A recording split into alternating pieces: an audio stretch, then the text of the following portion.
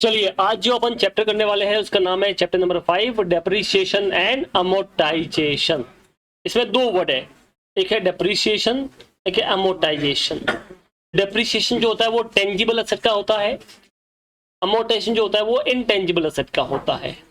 Tangible asset मतलब जिसको आप देख सकते हो, टच कर सकते हो, तोड़ सकते हो। फॉर एग्जाम्पल फर्नीचर, ठीक है, बिल्डिंग, कंप्यूटर, ठीक है। मेरा आवाज नहीं आ रहा है अभी?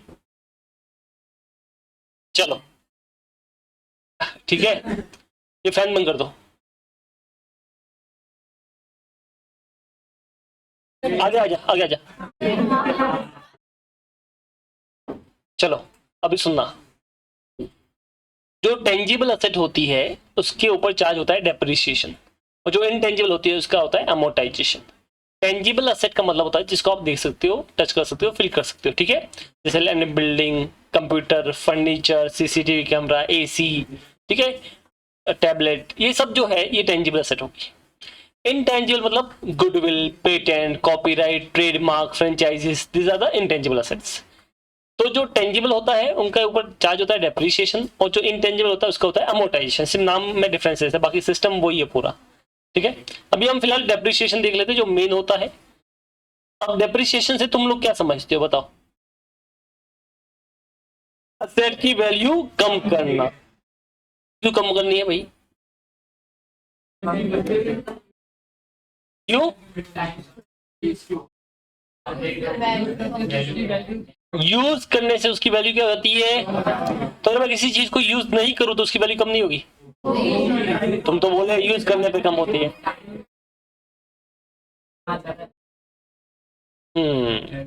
So what is the meaning of depreciation? Depreciation means systematic allocation of an depreciable amount of an asset. ठीक है। अब सिस्टमेटिक अलोकेशन क्या होता है? क्या होता है, क्या समझते हो तुम लोग सिस्टमेटिक अलोकेशन से मतलब?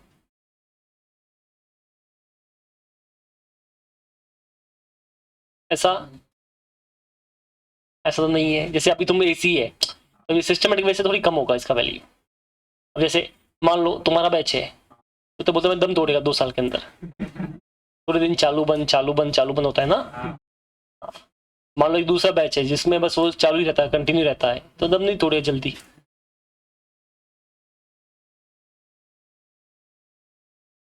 ठीक है।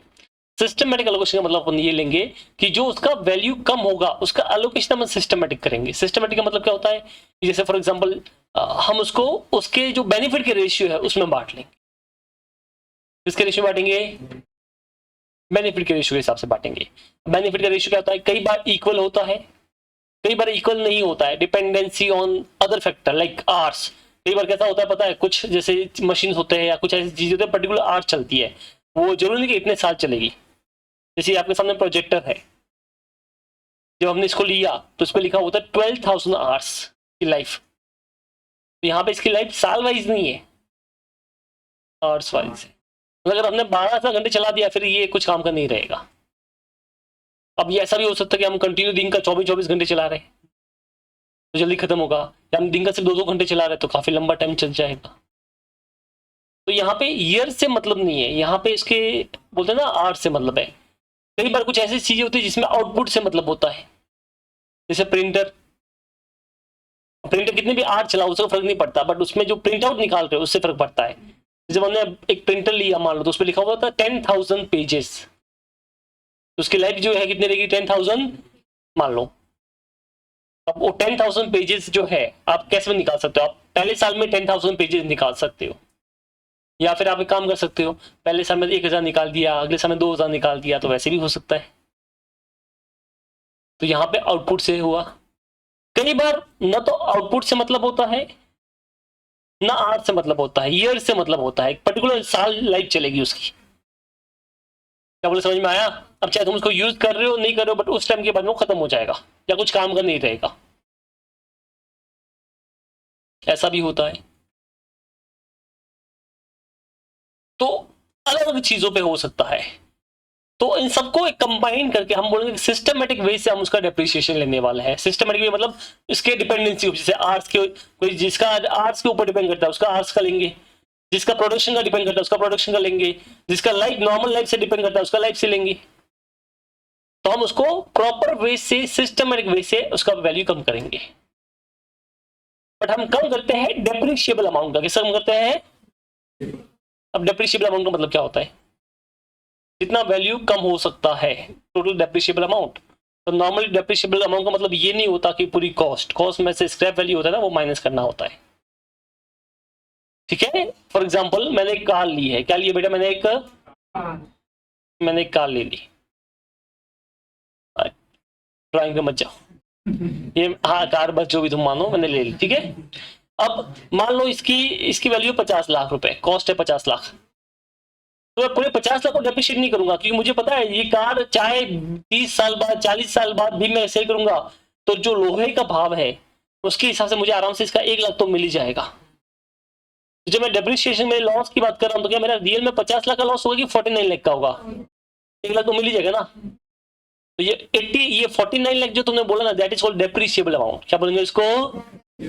तो हम 50 लाख पे डेप्रिशिएशन चार्ज नहीं करेंगे, हम कितने में करेंगे? 49। क्या बोले, समझ में आया? ठीक है, तो ये आपको ध्यान में रखना है। अच्छा, over the period of useful life, जो उसकी यूजफुल लाइफ होगी उसके अकॉर्डिंग करना है। ऐसा नहीं कि हम पूरा डेप्रिशिएशन 1 साल में एक ही साथ चार्ज कर ले। हाँ कर सकते हैं अगर उसकी यूजफुल लाइफ 1 साल है, किसी 2 साल है, किसी 3 साल है, किसी 4 साल है, तो हम क्या करेंगे 4 साल या 5 साल है उसको उसके हिसाब से डेप्रिशिएट करेंगे। हाँ अगर उसका आर्ट्स का है तो आर्ट्स के हिसाब से करना पड़ेगा, आउटपुट का तो आउटपुट के हिसाब से करना पड़ेगा। मान लो आर्ट्स से आउटपुट से को लेने देना नहीं है तो फिर उसको अपन उसकी जो यूजफुल लाइफ है उस पर करेंगे। फॉर एग्जाम्पल ये एसी है, अब प्रोडक्शन से इसको मतलब नहीं है, आर्ट्स का इसको लेने देना नहीं है। आप 12 घंटे चलाओ तो भी चलेगा, 1 घंटे चलाओ तो भी चलेगा। तो इसको अपन कैसे डेप्रिशिएट करेंगे? Through the useful life. कितने लाइफ हम इसको यूज करने वाले, मान लो 10 साल हम इसको यूज करेंगे। अब इसको जो डेप्रिशिएट करना होगा किसके रेशियो में करेंगे? 10 साल के। समझ में आया तुमको? तो सबसे पहले तो इसने क्या बोला, जो डेप्रिसिएशन होता है ना वो टेंजिबल एसेट पे होता है। किस पे होता है? टेंजिबल एसेट में जिसका फिजिकल सब्सटेंस होता है। ठीक है, जिसको अपन टच कर सकते हैं। ठीक है, दूसरी चीज हम जे उस एसेट की बात करते हैं जो बिजनेस में यूज होनी चाहिए। किसमें होनी चाहिए? बिजनेस में। मेरे को पर्सनल एसेट है उसको मैं इधर डेप्रिशिएट नहीं कर सकता। क्या बोले, समझ में आया? अब बिजनेस में यूज कैसे होती है? जैसे आप कोई प्रोडक्शन कर रहे हो तो प्रोडक्शन में यूज हो सकती है। जैसे मशीन में किस काम आती है? प्रोडक्शन में काम आती है। या फिर सप्लाई ऑफ गुड्स में काम आती है, जैसे ट्रक, कार, ये सब सप्लाई ऑफ गुड्स में काम आती है। या फिर सप्लाई ऑफ सर्विस में, जैसे ये टैब मेरा प्रोजेक्टर, ये सब मेरे सप्लाई ऑफ सर्विस में काम आ रहा है। या फिर अदर रेंटिंग पर्पस पे, बिल्डिंग है मान लो रेंट पे देने का काम कर रहा हूँ। या फिर मेरे एडमिन पर्पस में, जैसे सीसीटीवी कैमरा है, ये तुमको निगरानी रखने में काम आ रहा है, बराबर ना? तुम जब टेस्ट होता है तो तुम कॉपी वॉपी करते हो, बातें करते हो, तो सब मुझे दिखता है इसमें। हाँ बराबर ना, आता रहता है। हाँ मैं दिखता रहता हूँ तुमको। ठीक है, बिग बॉस बनने की हैबिट है मुझे। ठीक है, तो ये एडमिन पर्पस में काम आ गया। क्या बोले, समझ में आया? मतलब मोटा मोटी बात है कि वो चीज तुम्हारे बिजनेस में यूज होनी चाहिए। और कोई चीज मेरी पर्सनल है, ठीक है, तो उसको बिजनेस में डेप्रिशिएट नहीं कर सकते। आप ये जो भी अकाउंटिंग सीखते हो ये सब बिजनेस पर्पस के हिसाब से सीखते हो, पता है ना तुमको? पर्सनल वाली नहीं, पर्सनल तो एक ही चीज है, ड्राइंग। खत्म। जो पर्सनल चीज के लिए लिया उसका एक ही एंट्री, ड्राइंग किया, खत्म। ओके, तो ये जो अब आप करते हो वो सब बिजनेस पर्पस के लिए करते हो। आगे क्या बोला है? ये पहले तो डेफिनेशन समझ दे, पीपी का ये डेफिनेशन होता है। ठीक है, अब ये देखिए क्या बोला, द अमाउंट और the value of fix asset allocated in such manner to respective accounting period is called depreciation. ठीक है, अब ये क्यों होता है डेप्रिसिएशन, रीजन क्या है? तो कुछ 4-5 रीजन दे रखे हैं, वो देख लेते हैं एक एक करके। असेट की वैल्यू कम क्यों होती है, रिडक्शन इन द वैल्यू क्यों होता है, वो बात करते हैं। पहला, वेयर एंड टेयर। क्यों भाई, वेयर एंड टेयर का मतलब क्या होता है? जब यूज करते तो थोड़ी सी टूट फूट जाती है ना, नहीं होती? होती है भाई। अच्छा, आप यूज करते तो थोड़ी बहुत टूट ही जाती है। जैसे मान लो ये फर्नीचर का देख सकते हो आप, थोड़ा थोड़ा उसका सबका कहीं ना कहीं पे थोड़ा थोड़ा किसी ने समय का तोड़ दिया, किसी ने बेंच तोड़ दिया, किसी ने कुछ कर लिया है, वो तो तुम्हारा बस का नहीं है, वरना लोहा भी तोड़ दो तुम तो। बराबर है ना, ट्राई तो तुम करते ही हो, बट लोहा तो तोड़ नहीं सकते, आयरन मैन नहीं हो तुम लोग। बट सरमाइका और वो प्लाई जो वो तो तोड़ ही देते हो, है ना? है। बराबर ना? अरे हाँ कि ना? बिल्डिंग भी तोड़ देते हो तुम लोग तो। मेरा एक दोस्त था, वो रूम पे पता नहीं क्या होता, जब भी उसको गुस्सा था गुस्सा मार देता। ठीक है, 6 महीने तक उसने मारा।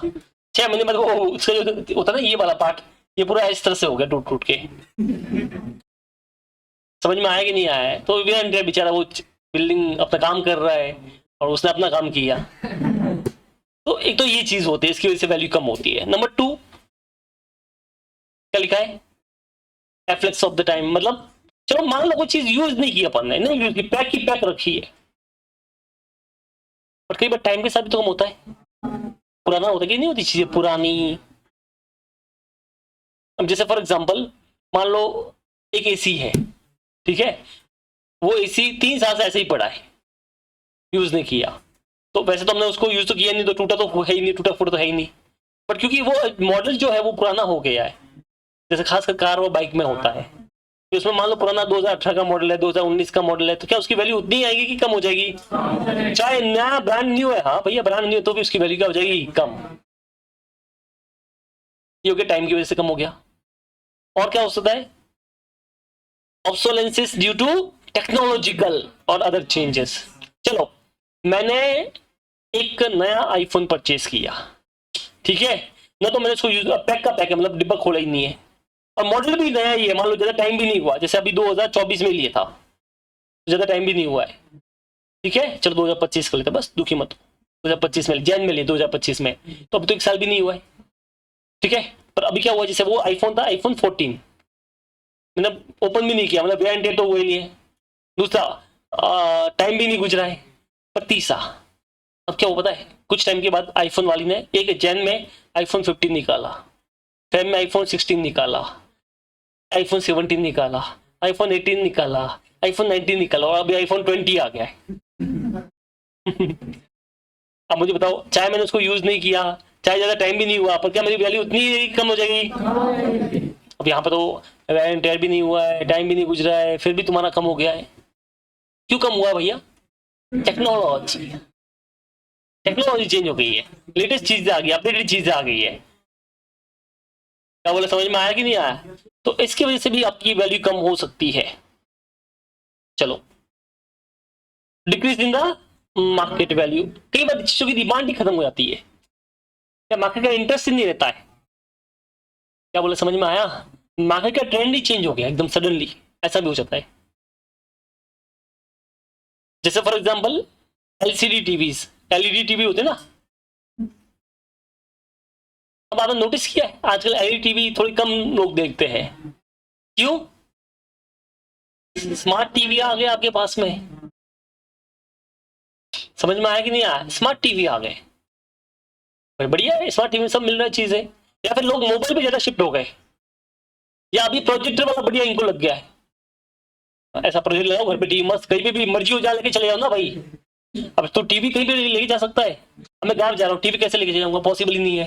ये प्रोजेक्ट तो क्या है, डाला बैग के अंदर, छोटे से पीछे वाले बैग में, और लेके चले गए, उधर लगा दी टीवी, खत्म। क्या बोला, समझ में आया?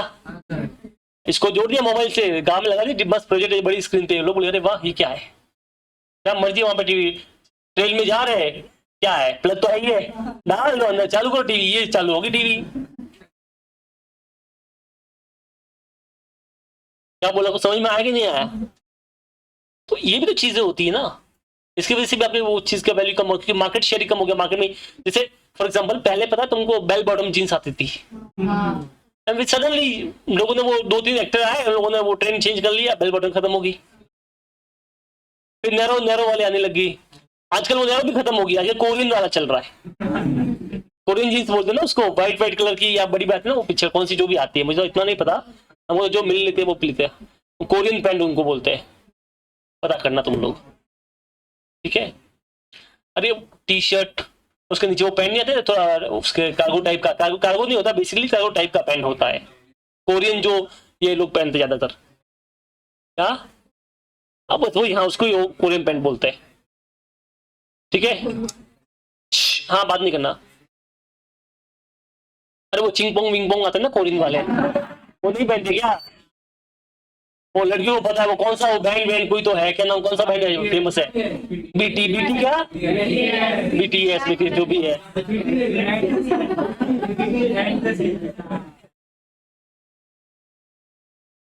हाँ बीटीएस बीटीएस जो भी है। इधर भी तो होंगे, कोई फैन है ना अपने इधर, नहीं है लड़कियों में तो होंगे। चलो मैं तो साले कोरियन को देखा, मेरे इससे आगे आंखें की इधर गई। चलो तो अरे अरे बस बस हाँ, इमोशन अंदर रखो, ठीक है। इसके अलावा डेप्लीशन भी होता है mainly in case of mines and other natural reserves. कई बार क्या होता है पता है, कुछ रिसोर्सेज ऐसे होते हैं खासकर ये माइंस और मिनरल्स, इसमें आता है लिमिटेड चीज आप एक्सट्रैक्ट कर सकते हो। तो आपने कुछ एक्सट्रैक्ट कर लिया मान लो, तो उसकी वैल्यू तो कम होगी ना।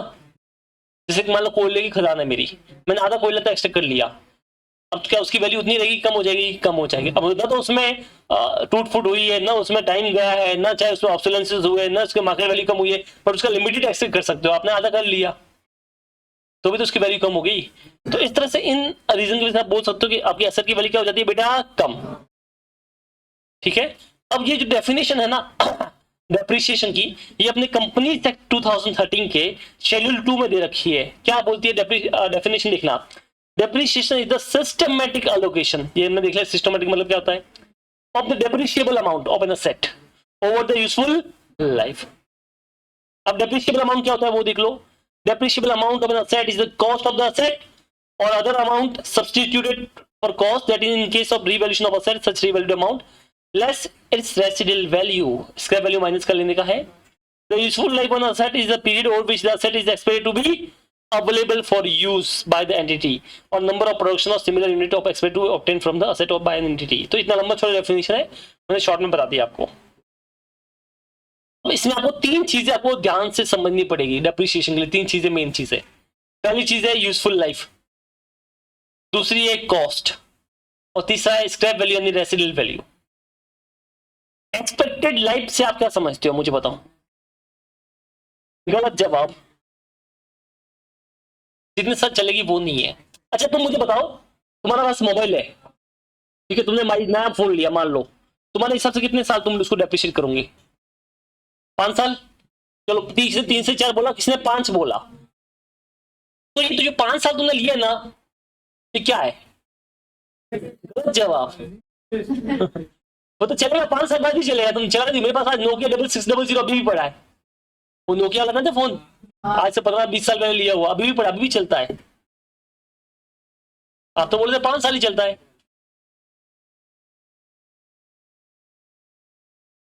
जितना उसका लाइफ है वो नहीं, आप कितना उसको यूज करने वाले हो वो वाला अपन यहाँ पे लेते हैं। तो 2 लाइफ होता है, एक होता है रियल लाइफ, इकोनॉमिक लाइफ। सुना है? अरे लाइफ के बारे में सुना है नहीं सुना तुमने? क्या सुना है?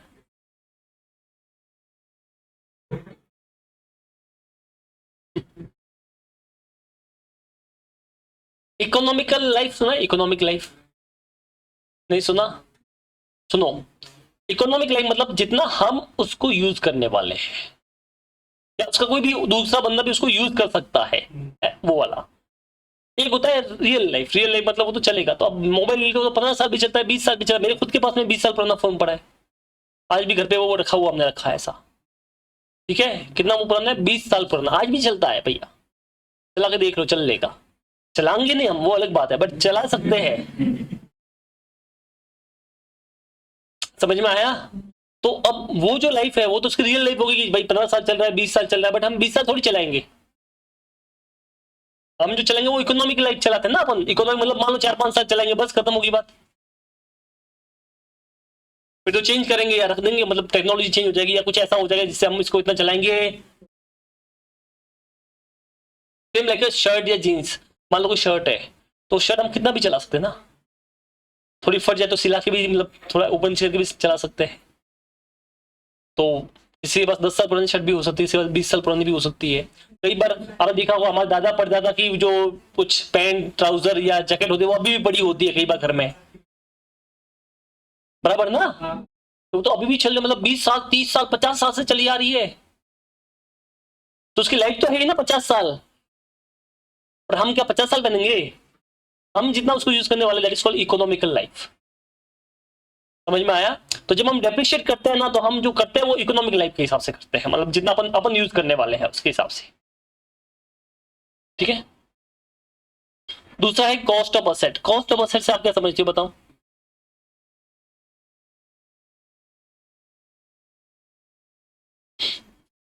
कॉस्ट ऑफ असेट से आप क्या समझते हो? कितने में आपने लिया? गलत जवाब, जितने में आपको पड़ा वो लेना है। दोनों में फर्क है भैया, जितने में लिया और जितने में पड़ा में फर्क है, बहुत बड़ा फर्क है। जैसे फॉर एग्जांपल मैंने एक मशीन ली है, वो मशीन का वैल्यू 10 लाख रुपए। कितना मशीन का वैल्यू है? ठीक है। जैसे मान लो मैंने एक मशीन ली है जो प्रिंटिंग मशीन है, ठीक है, टी शर्ट प्रिंट करेगी मान लेते हैं, ऐसे अपन ने सीएफ के लिए मशीन ले ली, वो मुझे 10 लाख में पड़ी है, 10 लाख में ली है मैंने। तो तुमने बोला जितने में ली है तो 10 लाख में ली है, पर वो 10 लाख में पड़ी नहीं है। क्यों? सुन ध्यान से। वो मशीन मैंने ली 10 लाख में, सबसे पहले मैंने उसको डिस्काउंट बोला, भाई डिस्काउंट दे, तो 11 लाख का प्राइस था, 1 लाख का डिस्काउंट दिया, कितना प्राइस हो गया? 10 लाख। फिर जब मैं लेके आ रहा था तो उसमें मुझे टैक्सेस पे करने पड़े। अब टैक्स दो तरह के होता है, रिफंडेबल एंड, तो रिफंडेबल तो टेंशन नहीं, वो तो पैसा वापस मिल जाएगा, बट जो नॉन रिफंडेबल है वो तो अपनी जेब से है ना, तो वो कॉस्ट में ऐड हो जाएगा। फिर लेके आ रहा तो मशीन बहुत बड़ी थी, तो मैं तो उठा के लेके आ सकता नहीं था, न लोकल ट्रेन में आ सकती थी, तो हमने वहां से एक ट्रक किया, ठीक है, तो ट्रक वाला यहाँ पे लेके आया, बट ट्रक में डालेगा कौन, वो भी एक प्रॉब्लम है। तो हमने मजदूर लोगों को बुलाया, लोडिंग चार्जेस जिसे बोलते हैं, तो वो मजदूर लोग आए बेचारे, उससे 10-12 लोगों ने ऊपर उठा के अंदर डाली। फिर वो ट्रक वाला आया, ट्रक वाला आ गया, आया आया आया, आया इधर आया, ठीक है, इधर आके आया, अब नीचे कौन उतारेगा? अनलोडिंग चार्जेस, तो मजदूर लोग आ गए, अनलोडिंग किया, फिर ऊपर लेके आए, अब उसको अंदर लेके जाने का है, पता चला दरवाजा छोटा पड़ रहा है। भाई मान लो ये इधर लेके आने का है और ये दरवाजा छोटा है, मशीन तो बड़ी है, आधा दरवाजा तोड़ दिया, इसको सही भी कराया, मतलब अच्छा दिखना चाहिए ना, उसका खर्चा हुआ, वो भी उसमें ऐड है, ठीक है। ये मशीन अंदर आ गई, अभी अगर मशीन को नीचे रख के अपन चलाएंगे तो नीचे भूकंप आ जाएगा, मतलब वो वाइब्रेट होती है। अब इसका इलाज क्या है? एक स्ट्रक्चर बनाएंगे, मतलब थोड़ा सा ऐसा दीवार छोटी छोटी बनाएंगे, उसके ऊपर रखेंगे ताकि वो पूरा वाइब्रेट ना हो। समझ में आया? तो उसको बनाया, उसका खर्चा आ गया, वो भी उसमें ऐड होगा। अभी वो मशीन के लिए वायरिंग चाहिए बढ़िया वाला, और अपने इधर वायरिंग देख लो, अभी ब्लास्ट हो जाए तो अब पूरा वायरिंग चेंज करना पड़ेगा, तो वायरिंग चेंज कराया, अरे सुन तो सही, पूरा वायरिंग चेंज कराया, वो खर्चा भी इसमें ऐड होगा। अब वायरिंग तो चेंज हो गया, अब मशीन के जो पार्ट्स है ना उसके अंदर भी कुछ वायरिंग है, अलग अलग है, और अपन की हिम्मत नहीं कि उसको टच करें, क्योंकि अपन टच करेंगे तो अपन ऊपर जाएंगे। तो एक प्रोफेशनल बंदे को बुलाया, इलेक्ट्रिशियन को बुलाया, वो उसने मशीन मशीन बराबर करके दे दी, ठीक है, हाँ। फिर वो अंदर डाला, अब मशीन चालू हो गई, अभी भी नहीं, सुनना, अभी भी नहीं। अभी क्या हुआ? मशीन चालू तो हो गई, अभी अपने को डायरेक्ट अच्छा कपड़ा थोड़ी डालेंगे, मैं तो रेमंड का टी शर्ट डालने वाला था, और अब रेमंड तो बहुत महंगा कपड़ा आता है, पता चला फर्स्ट टाइम मशीन है, ऊपर नीचे प्रिंट हुआ, एक का बाय आया, दूसरे का नहीं आया, एक का गला आया, किसी गला इधर आ गया, तो कैसे काम होगा? तो ट्रायल करना पड़ेगा ना, तो हमने उसके लिए ट्रायल किया, ट्रायल के लिए सस्ता कपड़ा ले लिया, ठीक है। तो ट्रायल का कपड़ा जो दिया, मान लो 50,000 रुपये उसका भी खर्चा हो गया। अब हाँ पर सुनना, अब उस 50,000 से जो टी शर्ट बाहर है ना, दिमाग चलाया, हमने बोला इसको सेल में बेच दो, क्योंकि ऊपर थोड़ा टूटे फूटे ऐसा कुछ अलग टाइप के आए होंगे, नाम होगा तो स्पेलिंग मिस्टेक होगी, कोई ऊपर होगा वर्ड नीचे होगा, किसी का गला इधर से कटा होगा, किसी के हाथ कटे होंगे, तो अलग टाइप की टी शर्ट आए। हमने सस्ते में बोल दिया पोछा बना दो, घर पे लेके चले जाओ, जो करना कर लो, पर सस्ते में दे रहे हैं, तो उसका 5,000 रुपये मिल गया। अब जब मैं खर्चा ऐड कर रहा हूँ ना, वो 45 करना है, उस 5 को इनकम कंसीडर करना, ध्यान रखना, उसको 5 को इनकम मत मानना, वो खर्चे में से माइनस होगा, 50 में से 5 मिल गया, 45 का खर्चा हो गया, खत्म। अब मेरी मशीन एकदम रेडी हो चुकी है। अच्छा मान लो अपने को चलाना नहीं आते, तो अपन किसी ट्रेनर को बुलाया, तो ट्रेनर खर्चा भी उसमें इंक्लूड है। अब जाके वो मशीन परफेक्ट हो चुकी है, अब अपना बढ़िया कपड़ा डाल सकते हैं और मजे ले सकते हैं उस मशीन के, ठीक है। क्या बोला, समझ में आया? अरे हाँ कि ना? तो अब ये मशीन अपनी रेडी फॉर यूज हो चुकी है, क्या चुकी है? बस इतने खर्चे ही अपन उसमें ऐड करेंगे, उसके अलावा ऐड करेंगे सॉरी क्या बोला, समझ में आया? ये ध्यान में रखना। तो ये सब कॉस्ट में आता है, किस में आता है? यूजफुल लाइफ तो हमने देख ली क्या होती है। स्क्रैप वैल्यू मतलब क्या होता है? एट द एंड में कितना वैल्यू उसका मिलेगा, ठीक है। हाँ, भंगार वैल्यू जिसे आप बोलते हो वही। और डेप्रिशिएबल अमाउंट क्या होता है तो हमने देख लिया कि उसमें से जो माइनस होता है वो वाला, ठीक है। बोलो यहां तक किसी को डाउट है? चलो चलो, कॉपी किया आपने?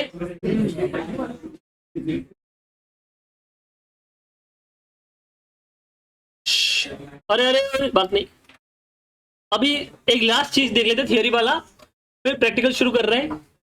ऑब्जेक्टिव क्या है बेटा? डेप्रिसिएशन क्यों चार्ज करना है? ऑब्जेक्टिव बताओ, डेप्रिसिएशन क्यों चार्ज करना होता है? पहला चीज करेक्ट इनकम मेजरमेंट के लिए। ये क्या होता है करेक्ट इनकम मेजरमेंट? हाँ नहीं, वो तो अलग, करेक्ट इनकम मेजरमेंट की बात कर रहे हैं बेटा।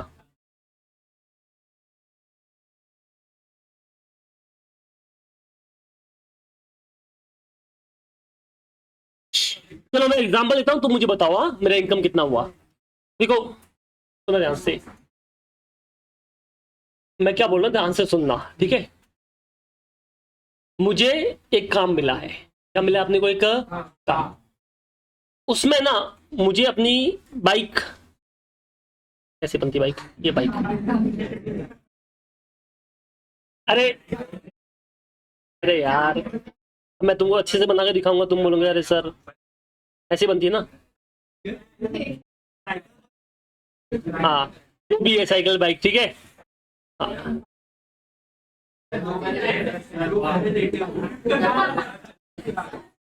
ठीक है, ये बाइक चला रहा है। अब सुनो, ये बाइक है, मुझे काम मिला है जिसमें मुझे ये एक बाइक लेनी है, ठीक है, जो मेरी बाइक होगी। तो मैं मान लो 1 लाख की बाइक ले ली। कितनी की बाइक ले ली? 1 लाख की बाइक ले ली अपन ने। बात नहीं, अरे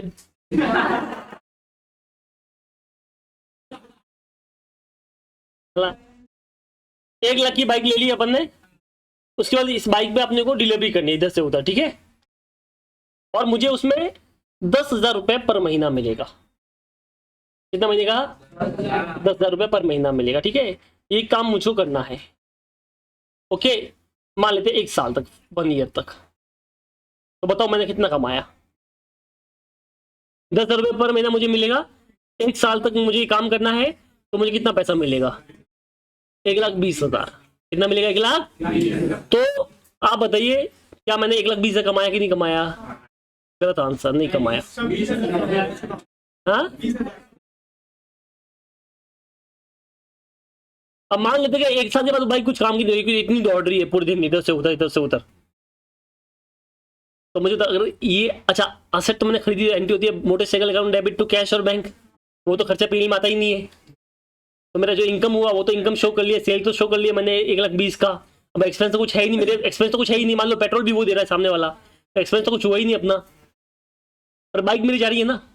अगर मैं बाइक नहीं लेता हूं तो जो मैंने इनकम कंसिडर की है वो बराबर की गलत की है? गलत,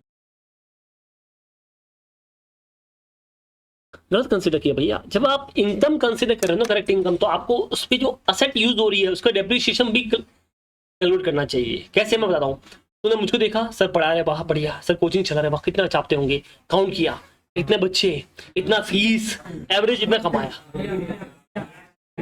अच्छा फिर खर्चा भी, एक फैकल्टी को इतना इतना पैसा दे दिया, एवरेज मान लेते हैं कि भाई रत्नेश को इतना दिया, सूरज को इतना दिया, इतना किया, ये सर इतना कमाया। अरे तू तो गलत निकाला भाई। क्यों गलत निकाला है? ये हमारे इधर नहीं, लाइट बिल तो सब आ गया, ये एसी यूज हो रहा है, क्या ये एसी लाइफ टाइम चलेगा? समझ में आया? ये एसी है यूज हो रहा है, इनका तुमने काउंट ही नहीं किया। ये फर्नीचर तुम बैठे हो, ये अभी 2 साल में खराब हो जाए, नया बनाना पड़ेगा, इसका तुमने काउंट नहीं किया। ये प्रोजेक्टर 6 महीना और चलेगा, उसके बाद सी लाइफ खत्म है, इसका तुमने काउंट ही नहीं किया। ये टैब, ये पीसी, ऑफिस का फर्नीचर, प्रिंटर, लैपटॉप, उन सब का किसने खर्चा काउंट किया? तुमने काउंट ही नहीं किया।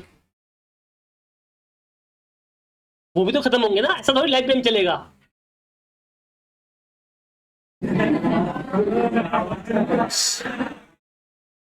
बता देता हूँ, कोचिंग इंडस्ट्री में सच में फीस नहीं बढ़ती इतनी जितनी आप सोचते हो।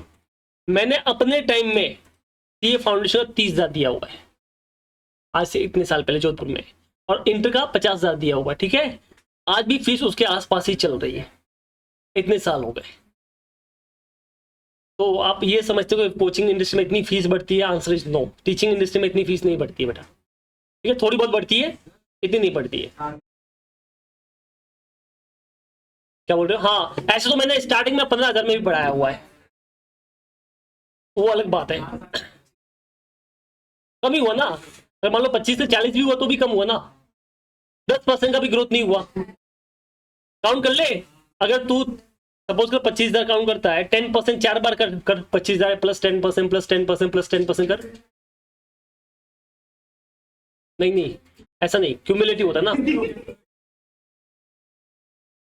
36,600 होता है, तो बस वही अभी चल रही है, तो मोटा मोटी तो बात तो वही होगी ना। तो 10% भी ग्रो नहीं हुआ है लॉजिकली तो। हाँ, इन्फ्लेशन से ज्यादा बढ़ गया है। क्या बोला, समझ में आया? तो जब आप खर्चे काउंट कर रहे हो, तो अगर आप ये खर्चे काउंट नहीं करते हो तो आप गलत निकाल रहे हो। तो अगर आपको करेक्ट इनकम निकालनी है, तो आपको जो असेट की वैल्यू कम हो रही है प्रोपोर्शनेटली, ऐसे नहीं कि भाई पूरा एसी इस साल ही खत्म हो जाएगा, तुम्हारे बैच में खत्म हो जाएगा तो पूरा एसी का खर्चा मैंने ले लिया, वो तो मतलब भी नहीं है ना। प्रोपोर्शनेटली लेंगे, क्या लेंगे अपन?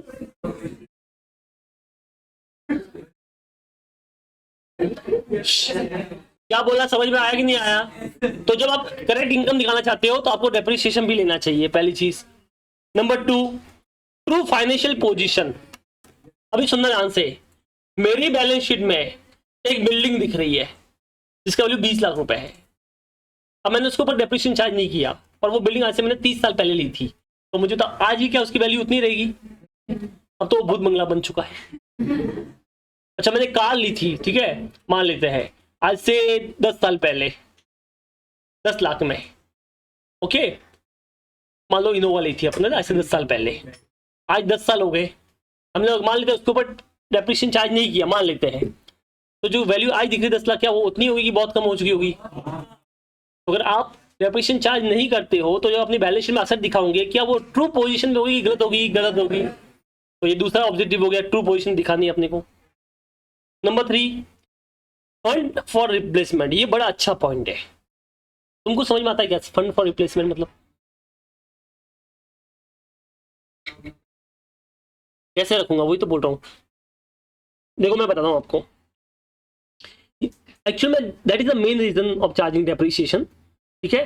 अब क्यों है वो समझ, तुम लॉजिक सोचोगे तुमको वाह भाई सही बात है, कैसे दिखाता हूँ। ये मेरा प्रॉफिट एंड लॉस है,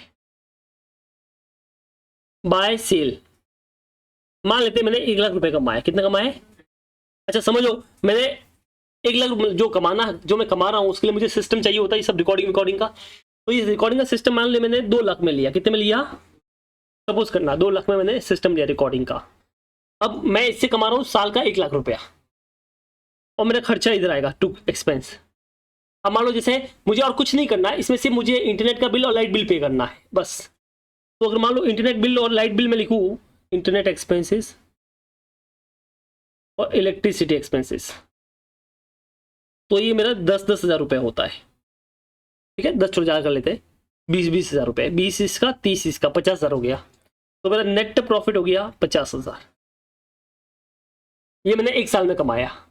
अगले साल भी मैंने सेम किया, मान लेते सेम कमाया, अगले साल भी मैंने सेम किया, सेम कमाया। अब क्या होता है, जब मैं प्रॉफिट कमाता हूं ना, तो ये मेरी बैलेंस शीट होती है,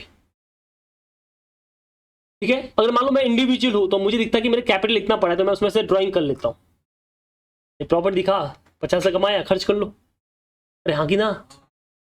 या फिर मान लो कंपनी है, मान लेते कंपनी अपनी, तो मान लो ये इक्विटी शेयर कैपिटल है अपनी 1 लाख की, और मैंने ये प्रॉफिट कमा लिया, ये प्रॉफिट आ गया, ठीक है।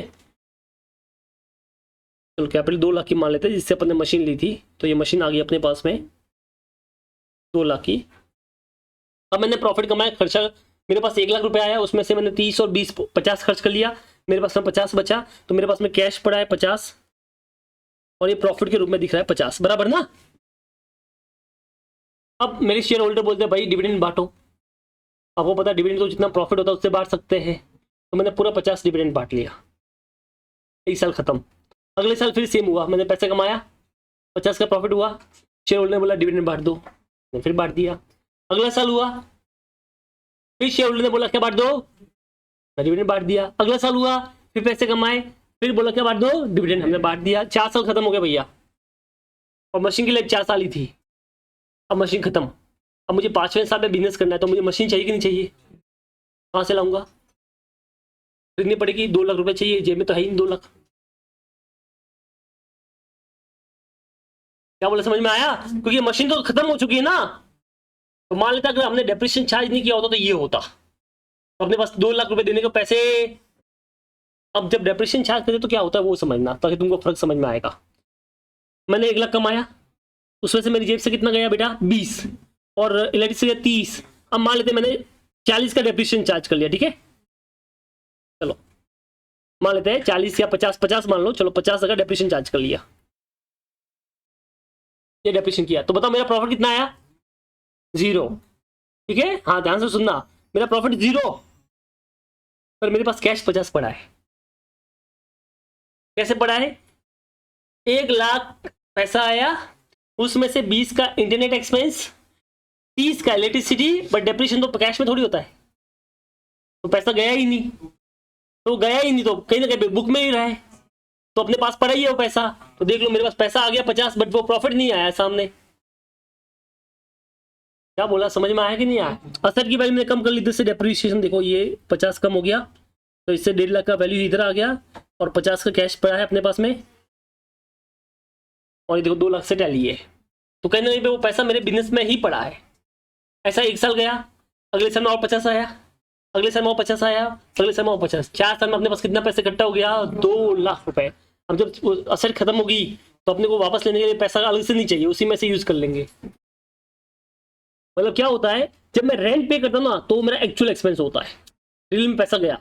इलेक्ट्रिसिटी एक्सपेंस का रियल में पैसा गया, बट जो डेप्रिसिएशन होता है क्या उसमें रियल में पैसा जाता है? जो पैसा नहीं गया है, पर तुमने पीएल में डाला है जिससे प्रॉफिट कम हो गया है, बट पैसा नहीं गया है, तो कहीं ना कहीं पे वो पैसा बिजनेस के अंदर ही पड़ा है, जैसे यहाँ पे था। अगर वो पैसा बिजनेस के अंदर ही पड़ा है, तो एक टाइम ऐसा आएगा जब वो असेट खत्म होगी, तो क्योंकि वो पैसा उतना पैसा बिजनेस में रह जाएगा, तो मजा आ जाएगा, तो अब उस पैसे से दूसरी असेट ले सकते हो। That is called replacement of fund, replacement of asset. तो डेप्रिसिएशन चार्ज करते हो ना, इसका ये बहुत बड़ा फायदा है कि डेप्रिसिएशन में क्या होता है, खर्चा तो आप लिखते हो, बट वो पैसा कभी जाता नहीं है, रियल में पैसा नहीं जाता है, तो कहीं ना कहीं वो पैसा अपने पास ही पड़ा रहा है। और जब वो पैसा अपने पास में पड़ा रहा है, तो एक टाइम ऐसा आएगा कि वो पैसा इकट्ठा हो जाएगा, और हम क्या कर सकते हैं, उससे नया एसेट खरीद सकते हैं। देखो कंपनी जब बनती है ना, तो आप उसमें उतना ही पैसा डिस्ट्रीब्यूट कर सकते हो जितना प्रॉफिट होता है, ये तो मानते हो ना। तो अब बताओ इस कंपनी में कितना प्रॉफिट था, 0, तो आप डिस्ट्रीब्यूट कर ही नहीं सकते, तो शेयर होल्डर चाहे मांगे हम देंगे नहीं, प्रॉफिट ही नहीं है, तो ये 50,000 मेरे पास पड़े रहे।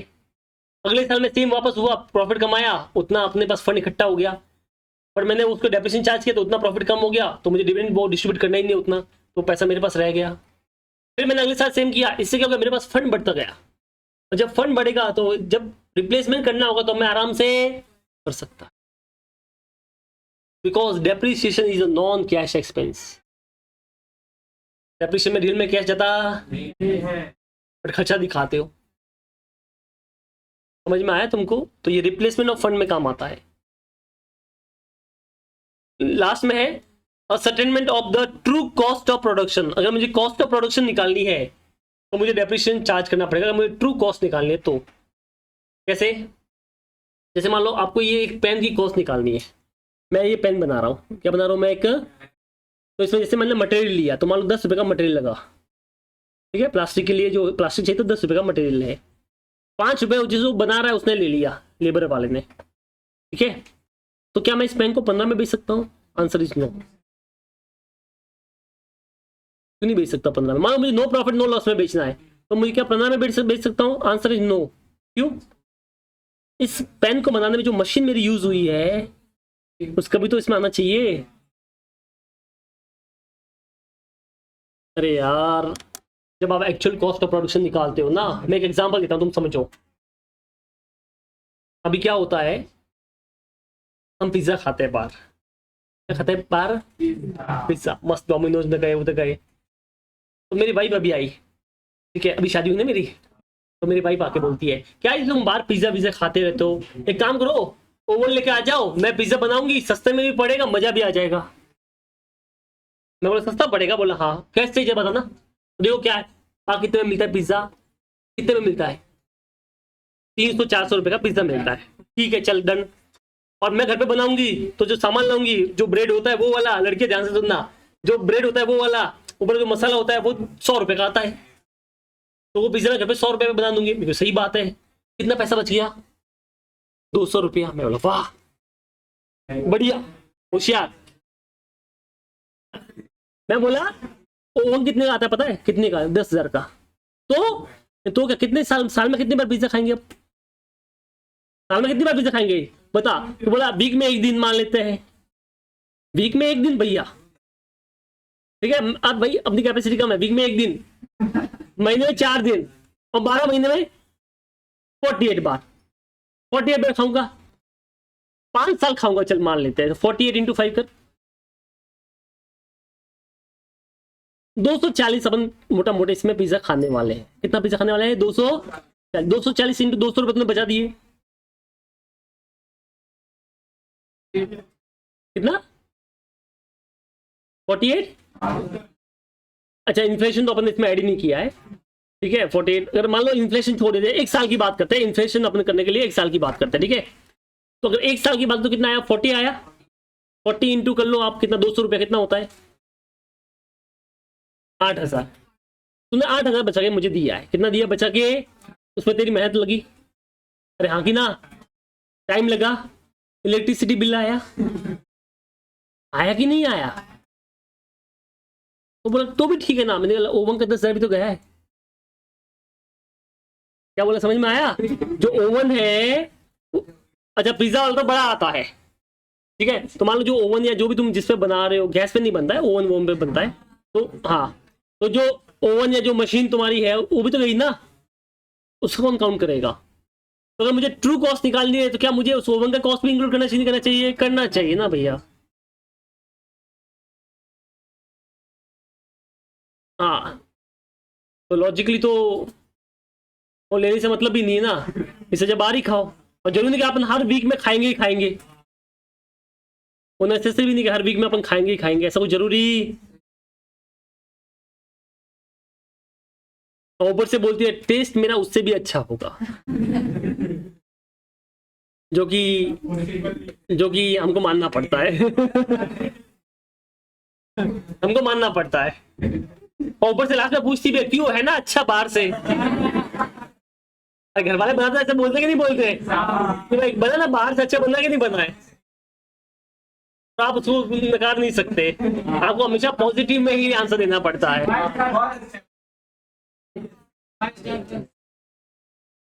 और खुद नहीं खाएगी, हाँ घर वाले देख लो बना देंगे, खुद खाने का बोले तो इतना सा खा लेंगे, बोले तुम खाओ।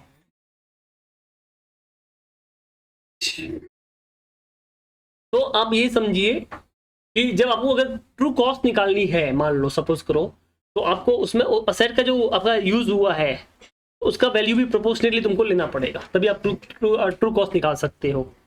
तो ये 4 इसके मेन ऑब्जेक्टिव होते हैं। पहला क्या है? इनकम स्टेटमेंट, मतलब करेक्ट इनकम निकालना। दूसरा कौन सा है? ट्रू फाइनेंशियल पोजीशन पता करना। तीसरा कौन सा है? Fund for replacement. और फोर्थ वाला कौन सा है? कॉस्ट ऑफ प्रोडक्शन ट्रू निकालना, ठीक है। मान लो कभी थियरी में आ गया what are the objective of the depreciation, तो 4 पॉइंट ही लिखने हैं, 5वां नहीं लिखना है। समझ में आया? करेक्ट इनकम निकालना, replacement of fund, cost of production true निकालना और पोजीशन ट्रू निकालना, बस, ठीक है। चलो तो ये सारा तुम्हारा थियरी वाला पार्ट हो गया। अभी अपन प्रैक्टिकल पे आ जाते हैं। अब देखो डेप्रिसिएशन के लिए ना डिफरेंट मेथड यूज होती है, ठीक है। इसमें से 2 मेथड बड़ी कॉमनली यूज होती है, मोस्ट ऑफ द टाइम में ये यूज होती है। उसमें से पहली जो मेथड है उसका नाम क्या है? स्ट्रेट लाइन मेथड, या इसको प्यार से हम SLM भी बोलते हैं, या इसके दूसरे नाम भी है लाइक फिक्स इंस्टॉलमेंट मेथड। क्या नाम है इसका? या इक्वल इंस्टॉलमेंट मेथड भी बोलते हैं। इसमें क्या होता है पता है? इसमें हम उस असेट की जो डेप्रिशिएबल अमाउंट होता है उसको इक्वल बांटते हैं। इक्वल का मतलब क्या होता है, जैसे मान लो मैंने 1 लाख में एक मशीन ली और मुझे पता है कि उसका 20,000 मुझे मिल जाएगा, तो रियल में जो मेरा टोटल लॉस हुआ वो कितना हो गया, 80,000। वो मान लेते 80,000 5 साल चलेगी मेरी मशीन, तो 80,000 डिवाइड बाय 5 कर लो, बताओ कितना होता है, 80,000 डिवाइड बाय 5 कर लो, तो हर साल मेरा डेप्रिसिएशन कितना आएगा बेटा, 16,000 रुपए। ये जो आया है ये इक्वल रहेगा, इस साल भी इक्वल, अगले साल भी इक्वल, एंड तक इक्वल, 16 16 16 16 16, 5 साल में 80 हो जाएगा डेप्रिसिएशन। तो 1 लाख में से 80 चला गया, लास्ट में 20 बच जाएगा। और क्या बोला, समझा? ठीक है, इससे अपन बोलते हैं एसएलएम मेथड। तो इसका डेप्रिसिएशन का फॉर्मूला क्या हो गया, cost of the set minus scrap value divide by useful. ठीक है, चलो लिखो, फिर लिखो मेथड ऑफ डेप्रिसिएशन।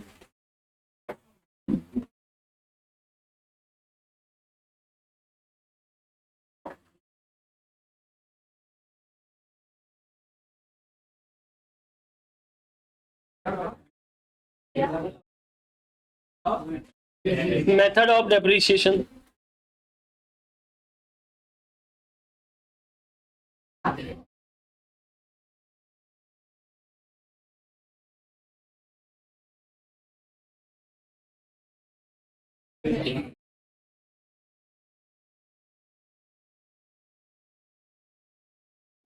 बात करेगा, लिखो मेथड ऑफ डेप्रिसिएशन लिखा। फर्स्ट लिखिए straight line depreciation method, straight line depreciation method, bracket में लिखना SLM, straight line depreciation method, bracket में लिखना SLM.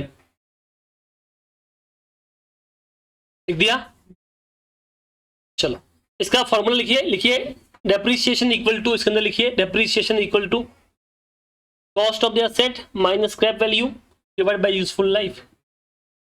Depreciation equal to cost of the assets minus scrap value upon useful life.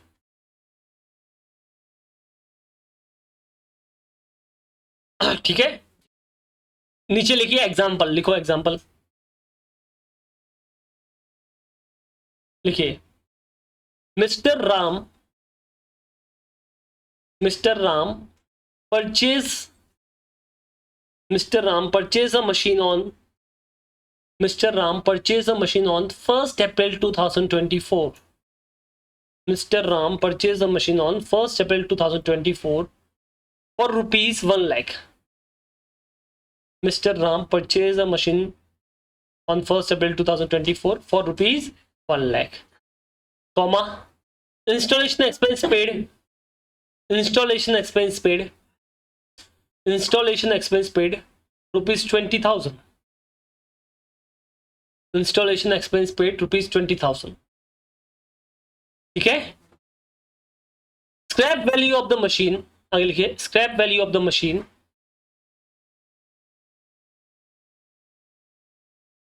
Scrap value of the machine rupees 30,000, rupees 30,000, comma useful life of the machine 3 year. Calculate depreciation, चलो फिर formula use करेंगे, cost of the asset में 1,20,000 आएगा, installation उसमें add हो जाता है, तो 1 लाख प्लस 20 कितना हो गया, 1,20,000, so cost of the asset is 1,20,000।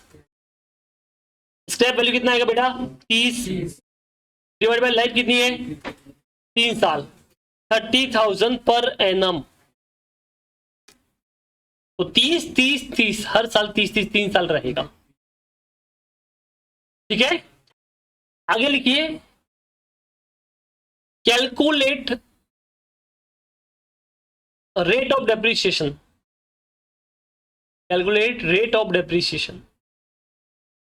अब रेट निकालें डेप्रिसिएशन, क्या रेट से डेप्रिसिएशन चार्ज हुआ, तो उसके लिए फॉर्मूला देखो, स्ट्रेट लाइन डेप्रिसिएशन, जो डेप्रिसिएशन आया जैसे यहाँ पे 30 जगह डेप्रिसिएशन आया ना, डिवाइड बाय कितने पे लगता है, depreciation is always on cost, कितनी कॉस्ट थी बेटा, 1,20,000 इंटू 100,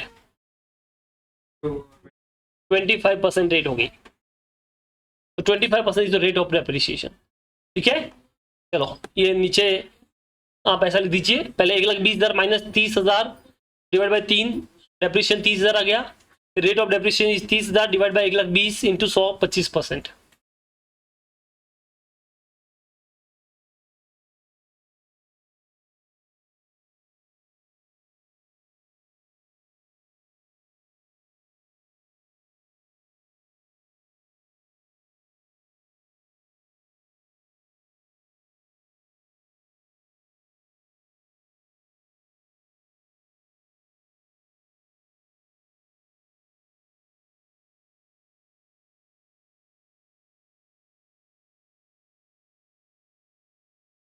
चलो हो गया,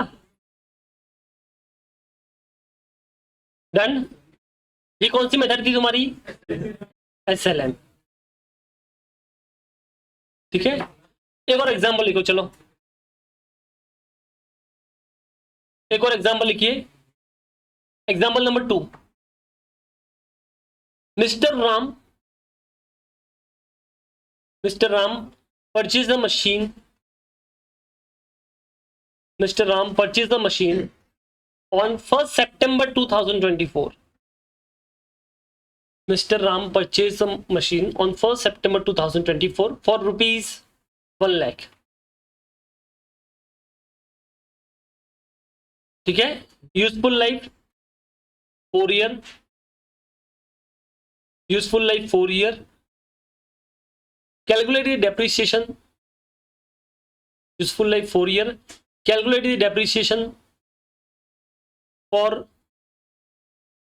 31st for the year ended 31st March 2025 and 26. Calculate the depreciation for the year ended 31st March 2025 and 26. Calculate the depreciation for the year ended 31st March 2025 and 31st March 2026. चलो अब तुम होशियारी मारे थे, हम बताओ।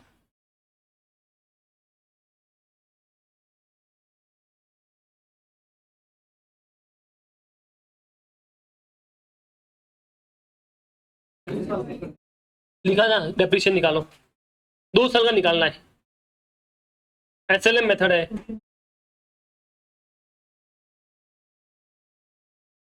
दो साल का दोनों बताओ, अलग अलग बताना ना भाई, ये साथ में कैसे बताऊंगी?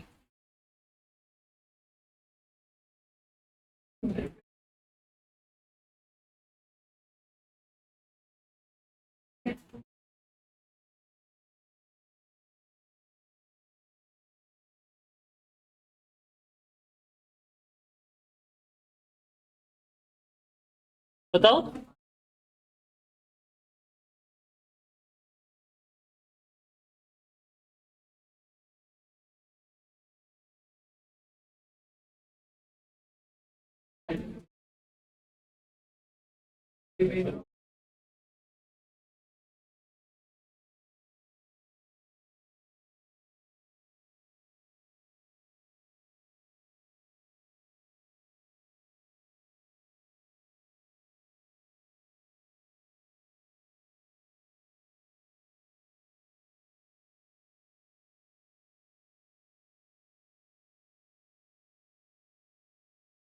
टाइम बोलो, 2 साल का अलग अलग बताना है।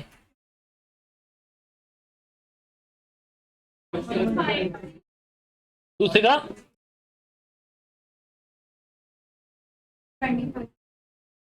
दूसरे से का बाकी लोग, मुझे नहीं पता, मुझे तो नहीं पता।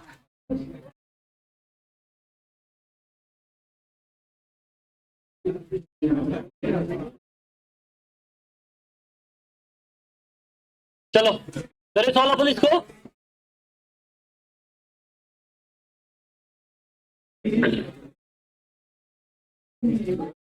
अरे देखो,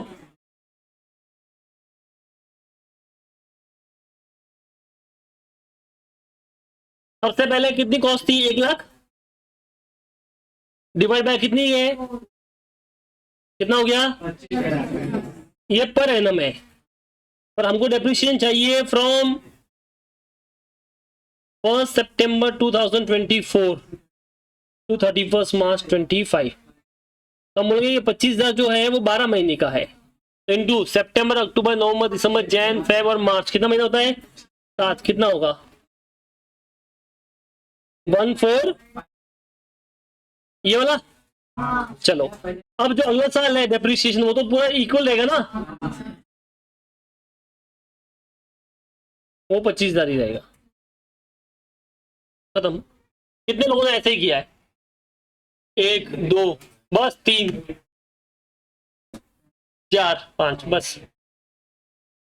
क्या भाई, क्या किया तुम लोगों ने? एक डेट घुमाई मैंने, एक डेट, और तुम घूम गए उधर ही। एसएलएम मेथड है ना, every year depreciation is equal. Depreciation तब से चार्ज कर सकते हो जब तुम्हारे पास में वो यूज असर करने को है, यूज करने को है। अपने 1 सितंबर को लिए तो उतने महीने का चार्ज करो ना। क्या बोले, समझ में आया? करो कॉपी कर लो आंसर।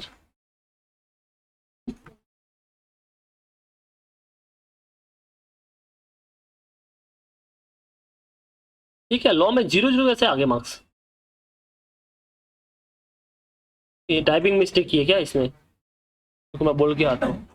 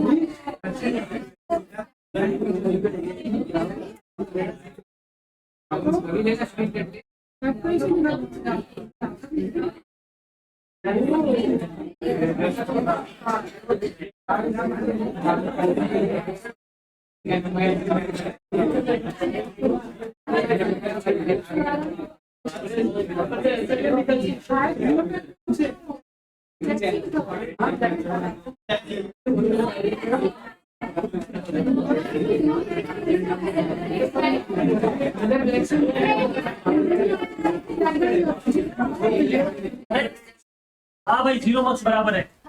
हाँ, ब्लू पेन आपको मना किया है ना, ब्लू पेन यूज नहीं करने का। हाँ, कहाँ बोल चला था? अरे, आपकी कॉपी उधर स्कैन होगी, ठीक है? किधर? आईसीआई में। आज के पहले क्या था? पहले ऑफलाइन वाला मामला था, उसमें चल जाता था। अभी ऑनलाइन वाला मामला है, उसमें अभी कॉपी स्कैन होती है, और जब स्कैन होगी तो उसमें ब्लैक फॉन्ट ही डिटेक्ट होंगे। और फिर अगर आपने वहां पे ब्लू से लिखा और बाई चांस वो डिटेक्ट नहीं हुआ तो आपको मार्क्स नहीं मिलेगा, ठीक है? बोला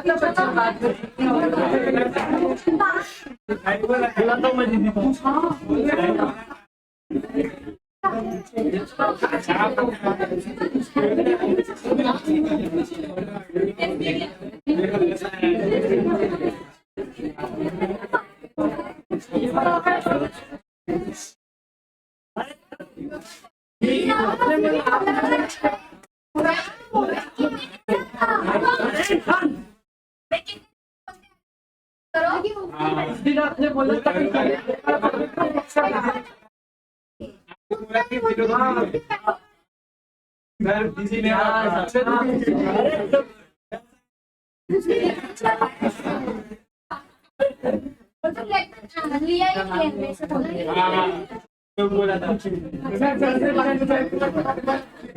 अभी मैं लास्ट, अरे तुम लोग, हाँ अभी लास्ट में इसको चेंज करा दो ना, अभी कोई वापस ब्लैक पेन से लिखा, ब्लू पेन, अभी कॉपी हुआ। आगे बढ़ते हैं।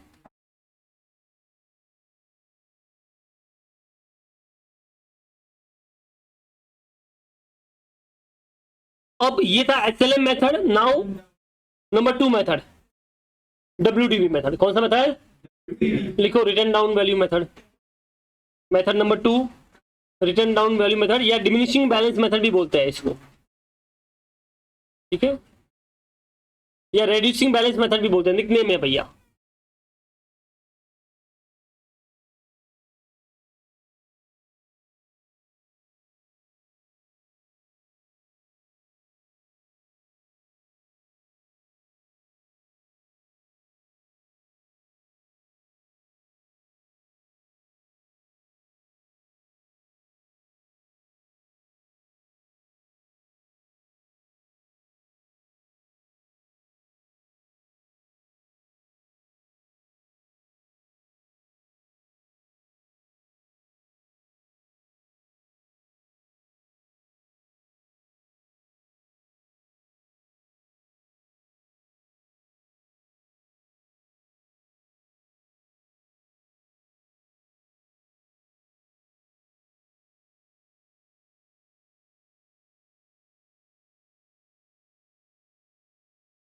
लिखा आपने दूसरा मेथड, रेड्यूसिंग, डिमिनिशिंग या रिटर्न डाउन वैल्यू मेथड।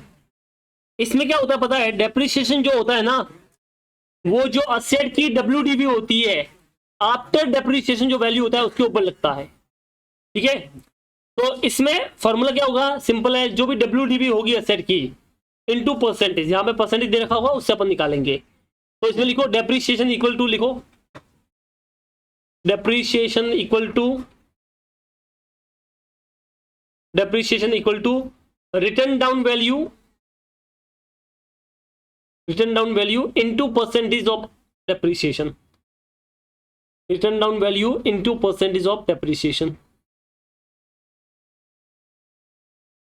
इससे अपन डेप्रिसिएशन निकाल सकते हैं, परसेंटेज ऑफ डेप्रिसिएशन। जैसे सपोज करो तुम्हारी असेट है वो 1 लाख की है, 10% का रेट है, तो आपकी जो वैल्यू होगी डेप्रिसिएशन की वो 10,000 होगी, बराबर है। बट जो नेक्स्ट में डेप्रिसिएशन होगा वो रिटर्न डाउन वैल्यू पे होगा। रिटर्न डाउन वैल्यू का मतलब जो कॉस्ट थी उसमें से डेप्रिसिएशन माइनस कर लो, तो अब 90,000 वैल्यू बच गया, तभी 90,000 पे 10% होगा तो कितना होगा, 9,000। ठीक है, उसके बाद में नेक्स्ट टाइम में जब होगा तो 81,000 पे होगा इंटू 10%, 8,100। ऐसा नाम है रिटर्न डाउन वैल्यू या रेड्यूसिंग बैलेंस, जो बैलेंस रेड्यूस होगा उसके ऊपर चार्ज होगा।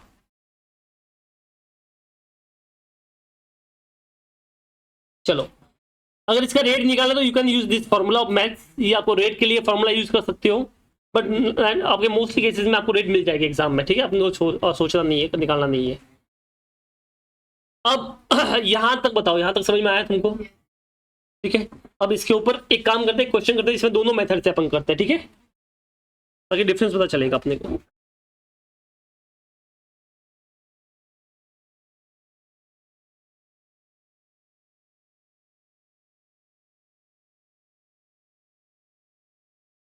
कॉस्ट ऑफ असेट मान लेते हैं 1 लाख। ठीक है, उसके बाद rate of depreciation 10% per annum. Calculate depreciation for 3 year. ठीक है, from SLM and WDV method. तो अब देखो कैसे होगा, पहले SLM देख लेते हैं इधर, और इधर WDV आ जाएगा। ठीक है, सबसे पहले लेते हैं कॉस्ट। कॉस्ट आया 1 लाख, कितना आया बेटा, कॉस्ट यहाँ पे लिख दिया अपन ने 1 लाख। अब यहाँ पे माइनस होगा डेप्रिसिएशन फर्स्ट ईयर का, तो इसमें 10,000, इसमें भी 10,000, तो जो वैल्यू बच गया वो बच गया 90,000। ये जो डेप्रिसिएशन के बाद जो वैल्यू होता है इसे बोलते हैं WDV। क्या बोलते हैं इसको, रिटर्न डाउन वैल्यू, मतलब आफ्टर डेप्रिसिएशन वैल्यू जो होता है। अब अगर सेकेंडरी का डेप्रिसिएशन, SLM में जो डेप्रिसिएशन होता है वो फिक्स रहता है, तो 10,000 ही होगा, बट इसमें जो डेप्रिसिएशन होगा वो 90,000 पे होगा, तो 9,000 होगा। ठीक है, तो ये कितना आ गया, 80,000। ठीक है, ये WDV आ गया। और थर्ड ईयर का डेप्रिसिएशन अगेन 10,000 ही होगा, और ये हो गया 70,000, और इस पे 8,100।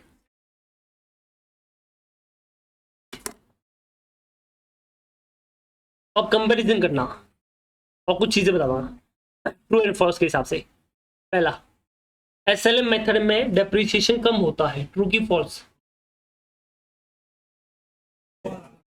फॉल्स। कम कहाँ होता है, इक्वल रहता ना।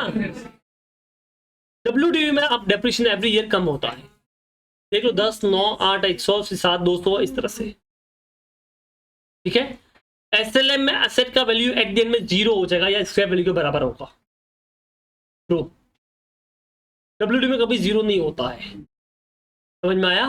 अब तो कैलसिफाई कर लो, 1 लाख -10%, -10% 100 बार कर लो, कितनी बार कर लो, 100 बार, तो भी वो 0 नहीं होगा। ठीक है, हाँ, करते जितनी बार मर्जी उतनी बार करते जाओ, 0 नहीं होता है। ठीक है, बट SLM में हो जाएगा। ओके, चलो, ये है SLM और WDV में डिफरेंस। समझा तुमको? कॉपी करो चलो।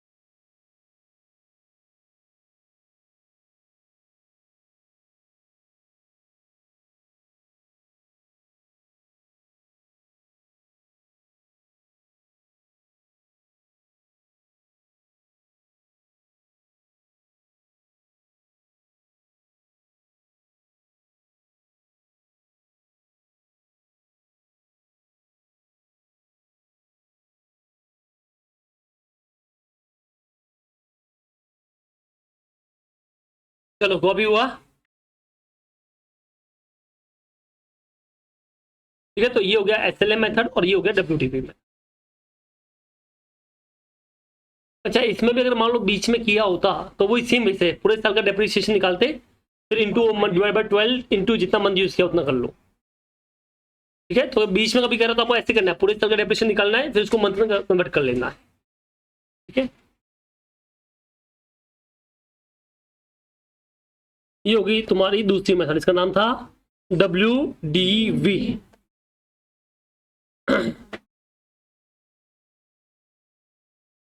थर्ड मेथड लिखिए, मशीन आर मेथड।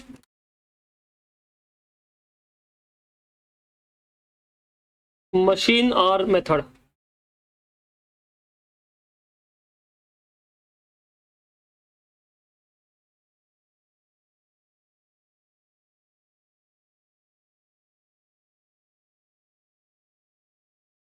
लिख दिया आपने। इसमें अपन एक फॉर्मूला यूज करेंगे, इसमें कहता तो कि आर्स फिक्स आर्स ही चलती है। जैसे ये प्रोजेक्टर है तो ये फिक्स आर्स ही चलेगा 10,000 आर्स, उसके बाद ही खत्म हो जाएगा। क्या बोला, समझ में आया? उसका कुछ काम का नहीं रहेगा। अब चाहे तो 10,000 घंटे तुम 2 महीने में 3 महीने में चला दो, या 10 महीने में चला दो, या 2 साल में चला दो, या 10 साल में चला दो, उससे फर्क पड़ने वाला नहीं है। तो यहाँ पे जो डेप्रिशिएट करेंगे वो आर्स के हिसाब से करेंगे। तो इसके लिए जो फॉर्मूला यूज करेंगे वो ऐसे करेंगे, डेप्रिसिएशन इक्वल टू, सबसे पहले कॉस्ट जितने में लिया जिसको अपने को डेप्रिशिएट करने का है, माइनस स्क्रैप वैल्यू कुछ है तो माइनस कर लो, इनटू टोटल आवर्स, और इसमें से कितने आवर्स आपने यूज किए, यूज्ड। ठीक है, तो उस साल का डेप्रिसिएशन अपने को मिल जाएगा। तो लिखो फॉर्मूला, डेप्रिसिएशन इक्वल टू, लिखिए depreciation equal to cost minus scrap value, bracket में लिखना है ये, cost minus scrap value into hours used during the year, पूरा लिखना, hours used during the year divide by total hours.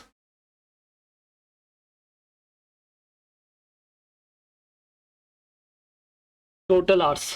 ठीक है,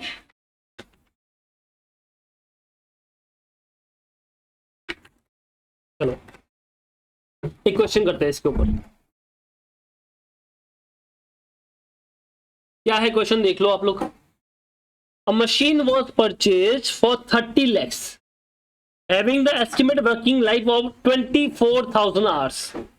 The scrap value is expected to be 2 lakhs. तो बेटा 30 में से 2 तो मुझे मिल जाएगा, तो रियल में जो मेरा लॉस हुआ है 28 का ही हुआ है। क्या बोला, समझ में आया कि नहीं आया? चलो, ये जो 28 का लॉस है ये 24,000 घंटे का है। ठीक है, तो इंटू 1 घंटे का कितना होगा करेंगे तो मिल गया ना। अब क्या करना है अपने को, इसने कैसे यूज किया वो देखिए, 1 to 3 ईयर मैं आपने 3,000 घंटे पर ईयर किया है, तो मैं इंटू 3,000 करता हूं तो मुझे पर ईयर का डेप्रिसिएशन मिल जाएगा। करो कितना होता है,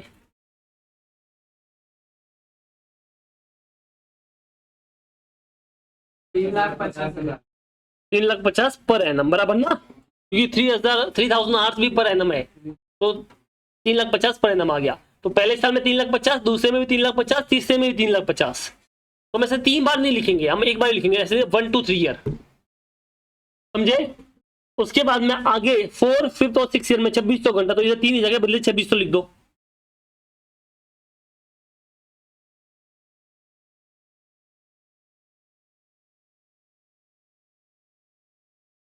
तीन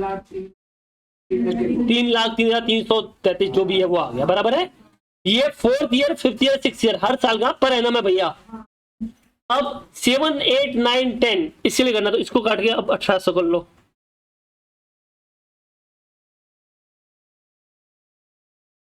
2,10,000 राउंड कर लो, 2,10,000।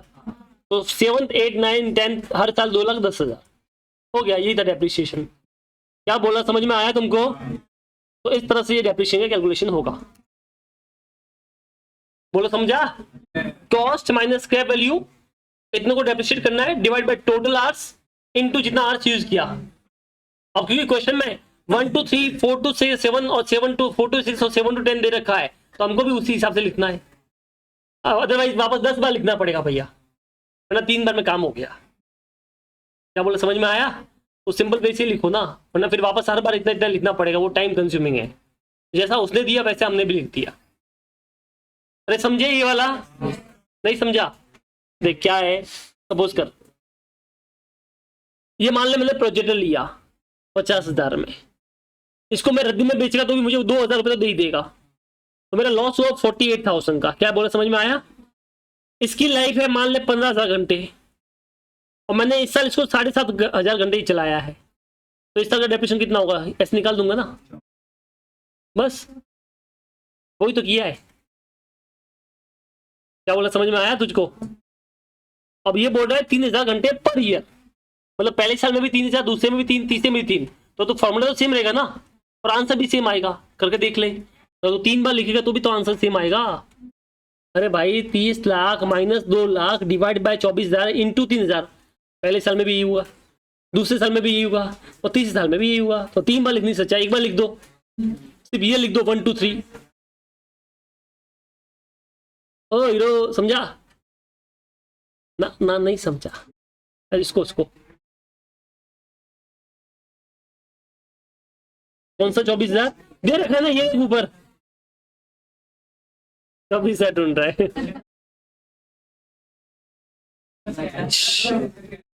कॉपी करो चलो ये फटाफट, चलो चलो कॉपी करो फटाफट। समझा मुन्ना? कॉपी करो, कर लिया?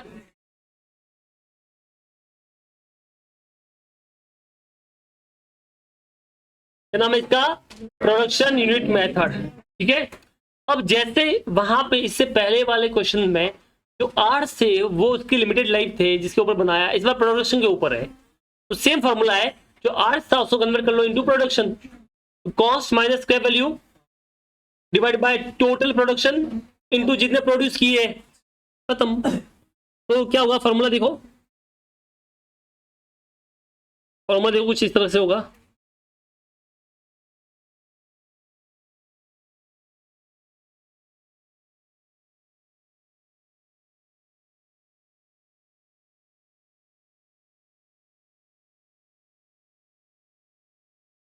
ठीक है, depreciation equal to cost minus scrap value into divide में लिखेंगे टोटल प्रोडक्शन यूनिट्स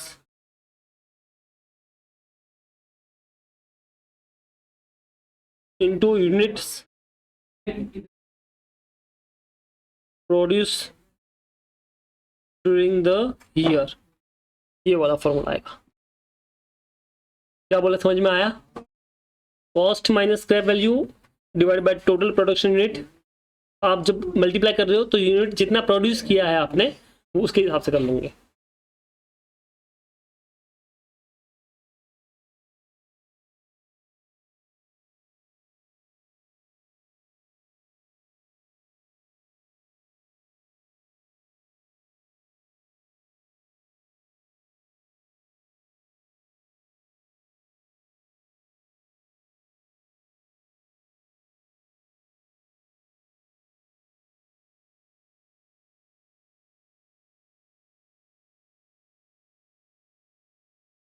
लिख दिया, जल्दी करो।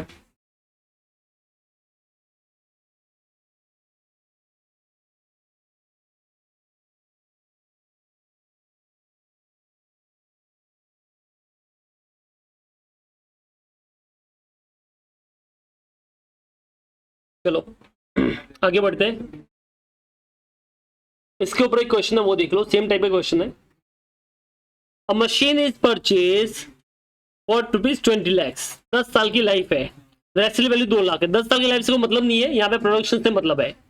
20 lakhs है, ठीक है, कितनी है? 20 lakhs है, 20 में से 2 तो मिल जाएगा अपने को, तो रियल में कितना लॉस हो गया? 18 लाख का ना, इनटू इसमें टोटल प्रोडक्शन 1.5 लाख यूनिट का है, और first second and third year में 20-20 किया है, तो 2,40,000 पर एनम। तो पहले साल में 2,40,000, दूसरे में 2,40,000, तीसरे में 2,40,000, ठीक है। फिर सेम वे से 15 कर लो और सेम वे से 10 कर लो, यस, ये लो, कर दो कॉपी। समझा है ना ये वाला?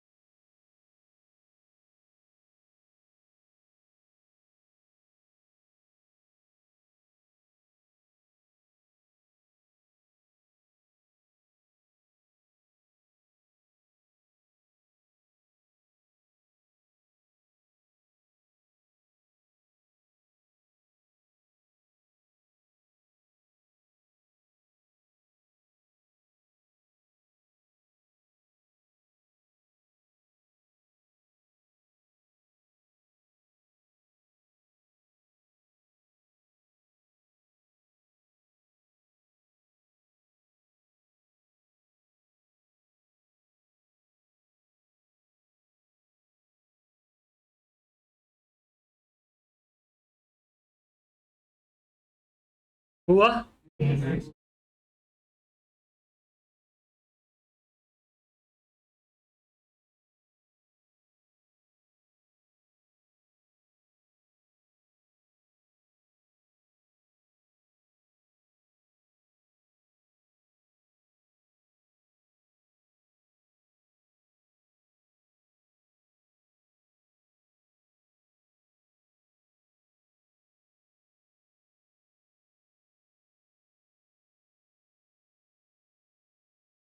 ठीक है, चलो अब आता है डेप्लीशन मेथड। डेप्लीशन मेथड क्या होता है? ये मेथड काम आता है वहां पे जहां पे नेचुरल रिसोर्सेज होते हैं। क्या होते हैं? लाइक ऑयल, गैस, टिम्बर, ये सब जो होते हैं ना, मिनरल्स, वहां पे जहां पे आप एक्सट्रैक्ट करते हो जमीन में से चीजें, तो आप एक लिमिटेड चीज तक ही एक्सट्रैक्ट कर सकते हो। ऐसा नहीं मर्जी जितना जमीन में से खोदना शुरू किया, खोदते गए, ऐसा थोड़ी जमीन में से खोदना कितना भी खोद सकते हो, एक लिमिट तक ही खोद सकते हैं। तो उसमें क्या होता है, जितना आप खोद सकते हो ना, दैट इज योर कैपेसिटी। तो आप कितना एक्सट्रैक्ट कर सकते हो, that is your total extraction. और जितना आपने एक्सट्रैक्ट किया है उसके हिसाब से डेप्रिसिएशन आएगा। तो अगर इसको फॉर्मूला में कन्वर्ट करें, मान लो इसको फॉर्मूला में कन्वर्ट करते तो कैसे करोगे? वही cost minus scrap value, normally इसमें स्क्रैप वैल्यू होगा नहीं बट है तो ठीक है, into total depletion method, DEPLETION।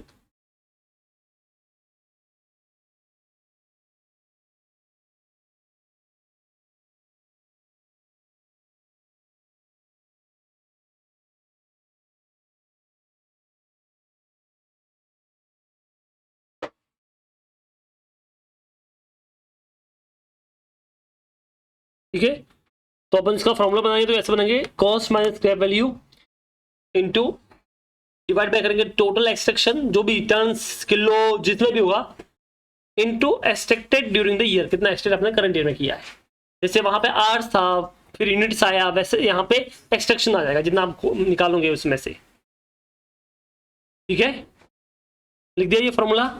लिखो, पहले मेथड का नाम लिखना, डेप्लीशन मेथड, उसके बाद आपको ये फॉर्मूला यूज करना है।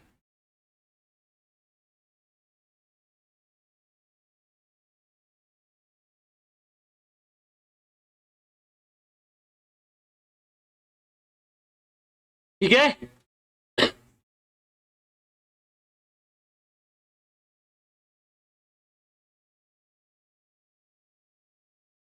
अब मान लो तुमको यहाँ पे डेप्रिसिएशन निकालना है 3 साल का, 2019, 2020, 2021 का, तो निकाल सकते हो।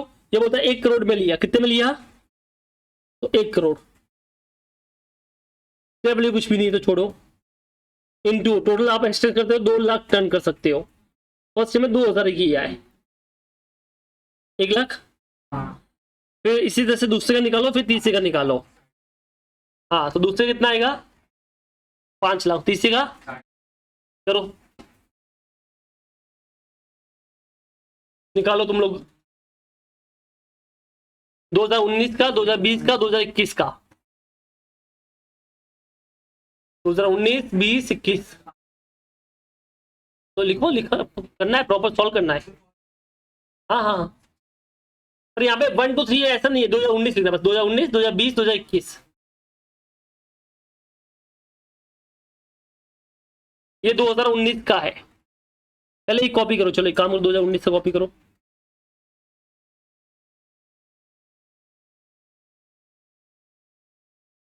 टू 2019 का कॉपी कीजिए आप लोग, ये दे रखा है, यही कॉपी करना है ये।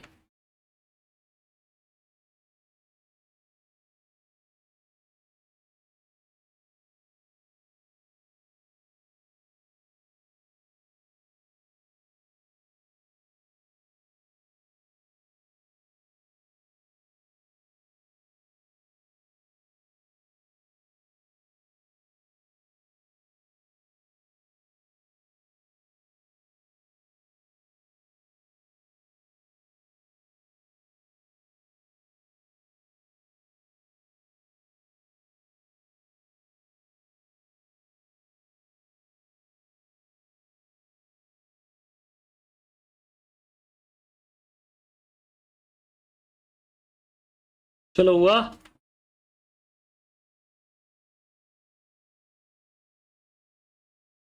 ठीक है, अब 2019 हो गया, अब 2020 देख लो। अभी 2000 के बदले मैं यहाँ पे लिख रहा हूँ 10,000। कितना आया तुम्हारा? 5 लाख। चलो एक कॉपी करो, ये 2020 से कॉपी कर लो। ठीक है, कर लिया। अब 2021 से कर लो, उसमें यहाँ पे 10 के बदले 15,000 लिख देंगे, 7,50,000। खत्म हो गया। ठीक है, सिर्फ अपने डेप्रिसिएशन निकाला है, यहाँ पे एंट्री वेंट्री अभी नहीं करेंगे, वो बाद में करेंगे, वो सिखाऊंगा बाद में करेंगे। ठीक है, अभी मैं सिर्फ डेप्रिसिएशन अमाउंट निकालना सिखा रहा हूँ, कैसे डेप्रिसिएशन का अमाउंट निकालते हैं।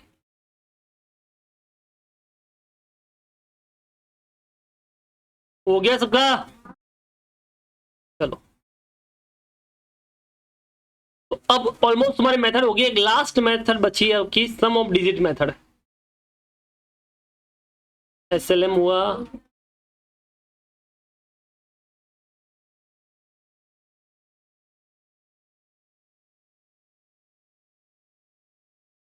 अब लास्ट एक मेथड बची है, इसका नाम है सम ऑफ डिजिट मेथड। क्या नाम है उसका?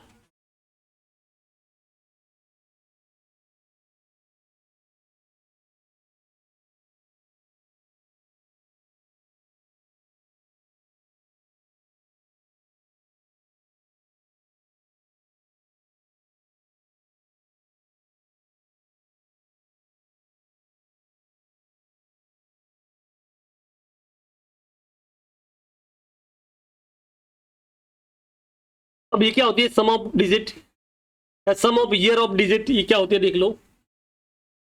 इसमें है ना, आप जो डिजिट्स होते हैं, मतलब जो ईयर्स है, उसके रेड्यूसिंग जो ईयर्स होते हैं, उसके रेशियो में आप उसका डेप्रिसिएशन निकालते हो। अब ये क्या बोल दिया, तो देखो क्या लिखा है, it is the variation bye variation of the reducing balance method. In this case, the annual depreciation is calculated by multiplying the original cost of the asset less its estimated scrap value by the fraction represented by the number of the years including the present year of remaining life of the asset. जितनी asset की life remaining रही है उसके ratio में लेते हैं, divided by total of all digit of the life of the assets. ऐसे नहीं समझेगा, मैं एग्जाम्पल से समझाता हूँ। मान लेते हैं मैंने एक असेट ली 1 लाख की, कितने के लिए बेटा? और उसका 10 का स्क्रैप वैल्यू है, 20 कर लेते हैं, चलो 20 का स्क्रैप वैल्यू लेते हैं। कितना वैल्यू बच गया? 80 तक, तो जो डेप्रिसिएशन होगा वो 80,000 होगा।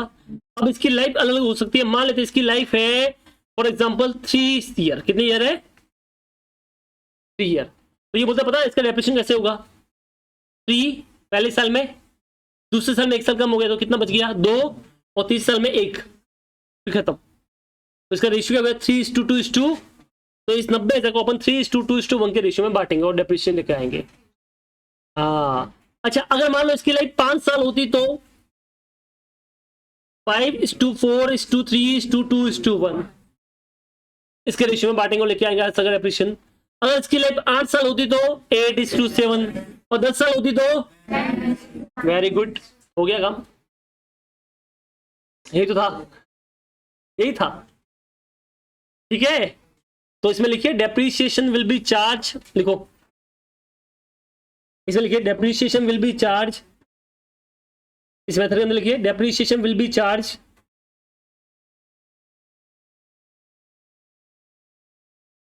the depreciation will be charged in the remaining ratio, in the remaining life of the asset ratio, in the remaining life of the asset ratio, depreciation will be charged in the remaining life of the asset ratio, remaining life of the asset, remaining life of the asset का ratio मतलब क्या होगा, वही 5 4 3 2 1 या 10 9 8 7 जो भी होगा। ठीक है, चाहे तो ब्रैकेट में लिख दीजिए दैट इज, ठीक है, अगर मान लो सपोज लिखो that is suppose life is 10 year, लिखा गया that is suppose life is 10 year of asset, suppose life is 10 year of asset, then remaining ratio is 10:9:8:7, ऐसा करते जाओ, लिख दो पूरा 10:9:8:7:6:5:4:3:2:1। ठीक है, इस रेशियो में अपने को करने का है। लाइफ 5 साल है तो 5:4:3:2:1, 15 साल है तो 15:14:13:12 जो भी रहेगा। ठीक है, एक क्वेश्चन कर लेते हैं, इससे क्लियर हो जाएगा। इलस्ट्रेशन नंबर 3 निकालिए।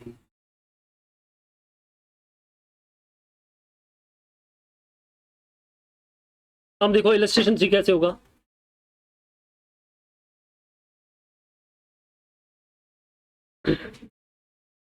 ₹10,00,000 की इसकी कॉस्ट है,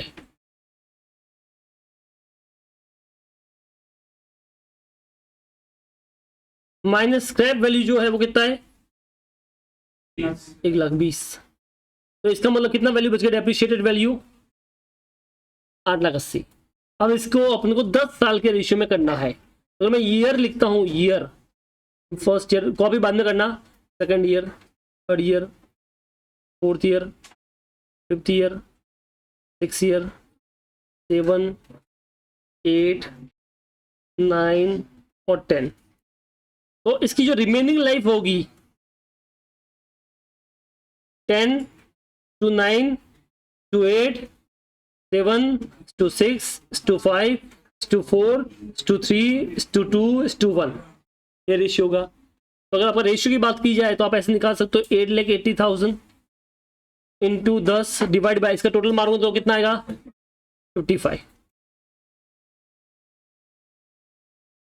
कितना आ गया 1,60,000, ये डेप्रिसिएशन आ गया। क्या बोला, समझ में आया? जैसे इसका निकाला वैसे दूसरा भी निकाल सकते हो। हाँ,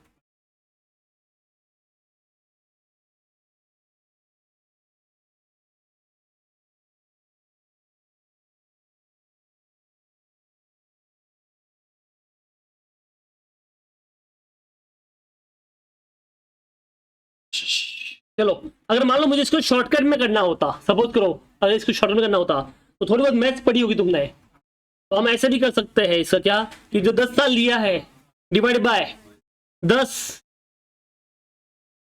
इंटू 10 + 1 डिवाइड बाय 2, ये डिवाइड बाय 2 ना, हाँ कितना होता है करो,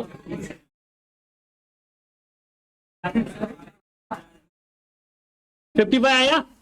अरे सिंपल है बेटा, देख 10 का ये डायरेक्ट आ गया आंसर। अब मान लो अगर 5 साल होती, सपोज करो 5 साल होती, कितनी होती, तो कितना लेते हैं, 5वें साल की ले रहे हैं अपन, तो 5 डिवाइड बाय 5, 5 + 1 डिवाइड बाय 2 करो, कितनी होती,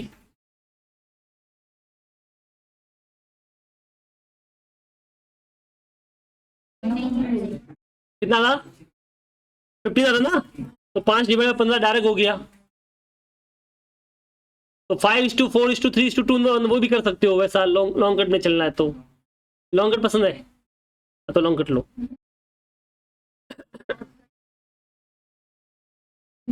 चलो ठीक है, अरे तो अपने डेफिनेशन निकाल दिया, फर्स्ट का 1,60,000, दूसरे का तुम बताओ। चलो 1,44,000, तीसरे का 1,28,000, चलो फिर 1,12,000,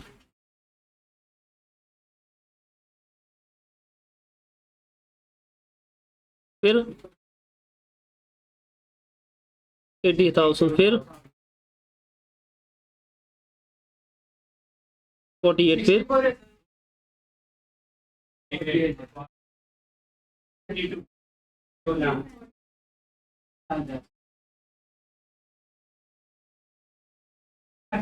चलो बराबर ना, 16 का पारा हो गया।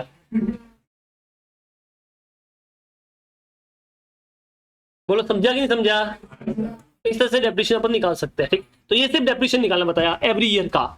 अब मान लो इसमें क्वेश्चन बोलता कि हमको है ना 5 साल का डेप्रिसिएशन चाहिए, फर्स्ट ईयर से लेके 5th ईयर का डेप्रिसिएशन, मान लो ऐसा बोलता है। तो आप क्या कर सकते हैं, दो तरीके हैं। पहला जो अभी इससे कंटिन्यू होगा, जैसे 1,60,000 प्लस 1,44,000 प्लस 1,28,000 प्लस 1,12,000 और 96, ये 5 साल का टोटल मिल गया, टोटल चाहिए। तो अगर डायरेक्ट करना होता मान लो, तो कैसे करता, तो मैं फॉर्मूला यूज कर सकता हूँ। कैसे पता है, कॉस्ट माइनस स्क्रैप वैल्यू बराबर है। तो कॉस्ट थी अपनी वही जो यहाँ पे ली थी अपन ने 10 लाख, माइनस 1,20,000, वो तो वही 8,80,000 आ गया, इंटू अब क्या करेंगे जो अभी मैंने फॉर्मूला बताया तुमको। तो आप ऐसे लीजिए 10 प्लस 9 प्लस 8 प्लस 7 प्लस 6, ये 5 ईयर का हो गया। और जो फॉर्मूला तुमने यूज किया था जो मैंने बताया शॉर्टकट वाला, 10 इंटू 10 प्लस 1 डिवाइड बाई 2, अब बताओ कितना आया, चेक करो।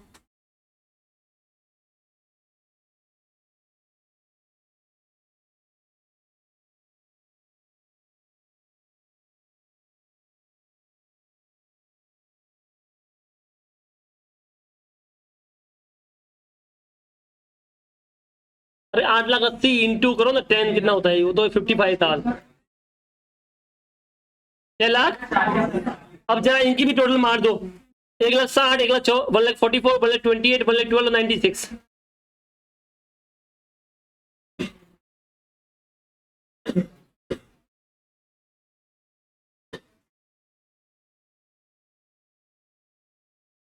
आया ना। अब वो कितना, ये कितना लंबा प्रोसेस हो गया, 10 साल का निकालो, फिर उसका अमाउंट निकालो, फिर टोटल मारो, ये शॉर्टकट।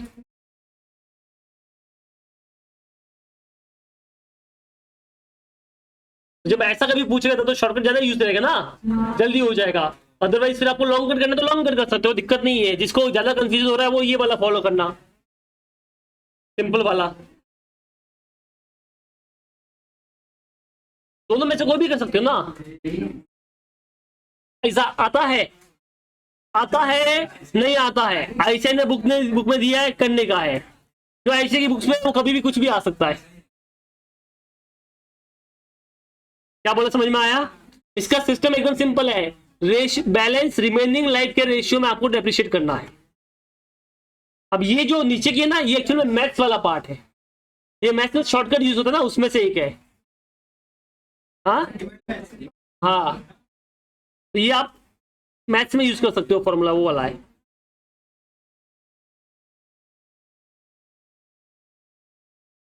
ये बता तुमने क्या किया, अगर किसी को याद है, थोड़ा बहुत मैथ्स आता है तो वो समझेगा। क्या करते हो आप, देखो आप जब आपने जब पर्सनल डेप्रिसिएशन निकाला ना 1 साल का, तो आपने ये किया cost minus scrap value into 10 divide by 10 का, ये सब 10 9 का टोटल कितना हो गया 55, ये फर्स्ट डे का। सेकंड ईयर में सेम चीज into 9 divide by 55। Third year में वापस प्लस 8 डिवाइड बाय 55। अब इसमें जो कॉमन कॉमन है वो ले लिया अपन ने, और फिर 10 प्लस 9 प्लस 8 प्लस 5 वो कर लिया। थोड़ा बहुत मैथ्स आता है तो, वरना ओके।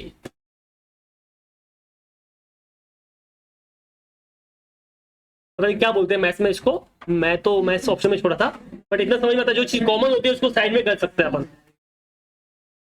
हाँ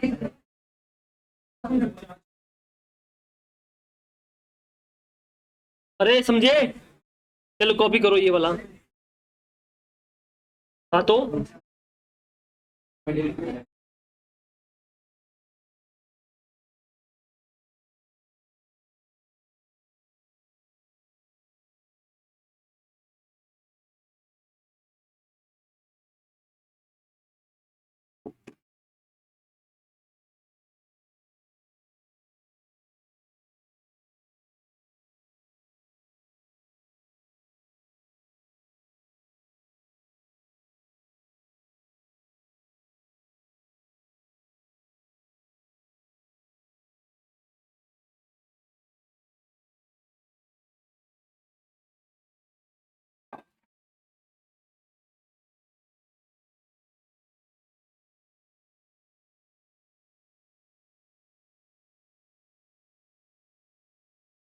बोल क्या एलसी बराबर छिका कॉपी करो बाकी लोग।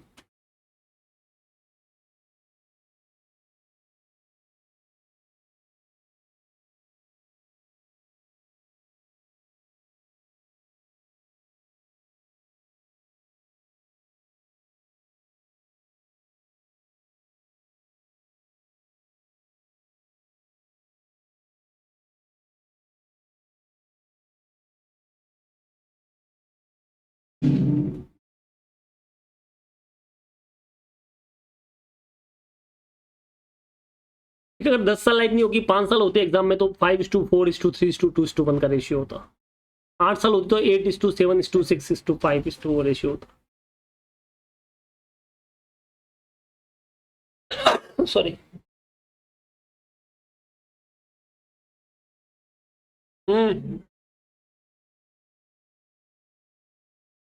हाँ मतलब वही बोला, वो 16 का हो गया। जरूरी थोड़ी अमाउंट यही हुआ हर बार।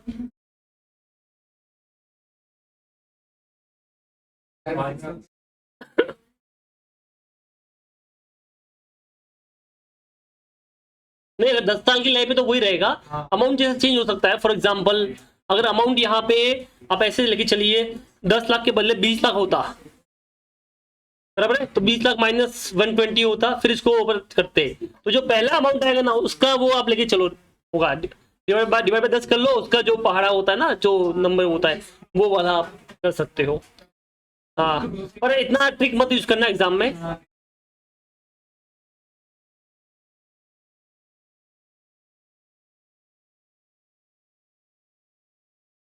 ठीक है, इसके आने की चांस कम ही है वैसे भी। जो आने के चांस होंगे बता दूंगा, इतना सिंपल तुमको नहीं देगा ICAI। अभी जो भी पढ़ा वो सब बेस था।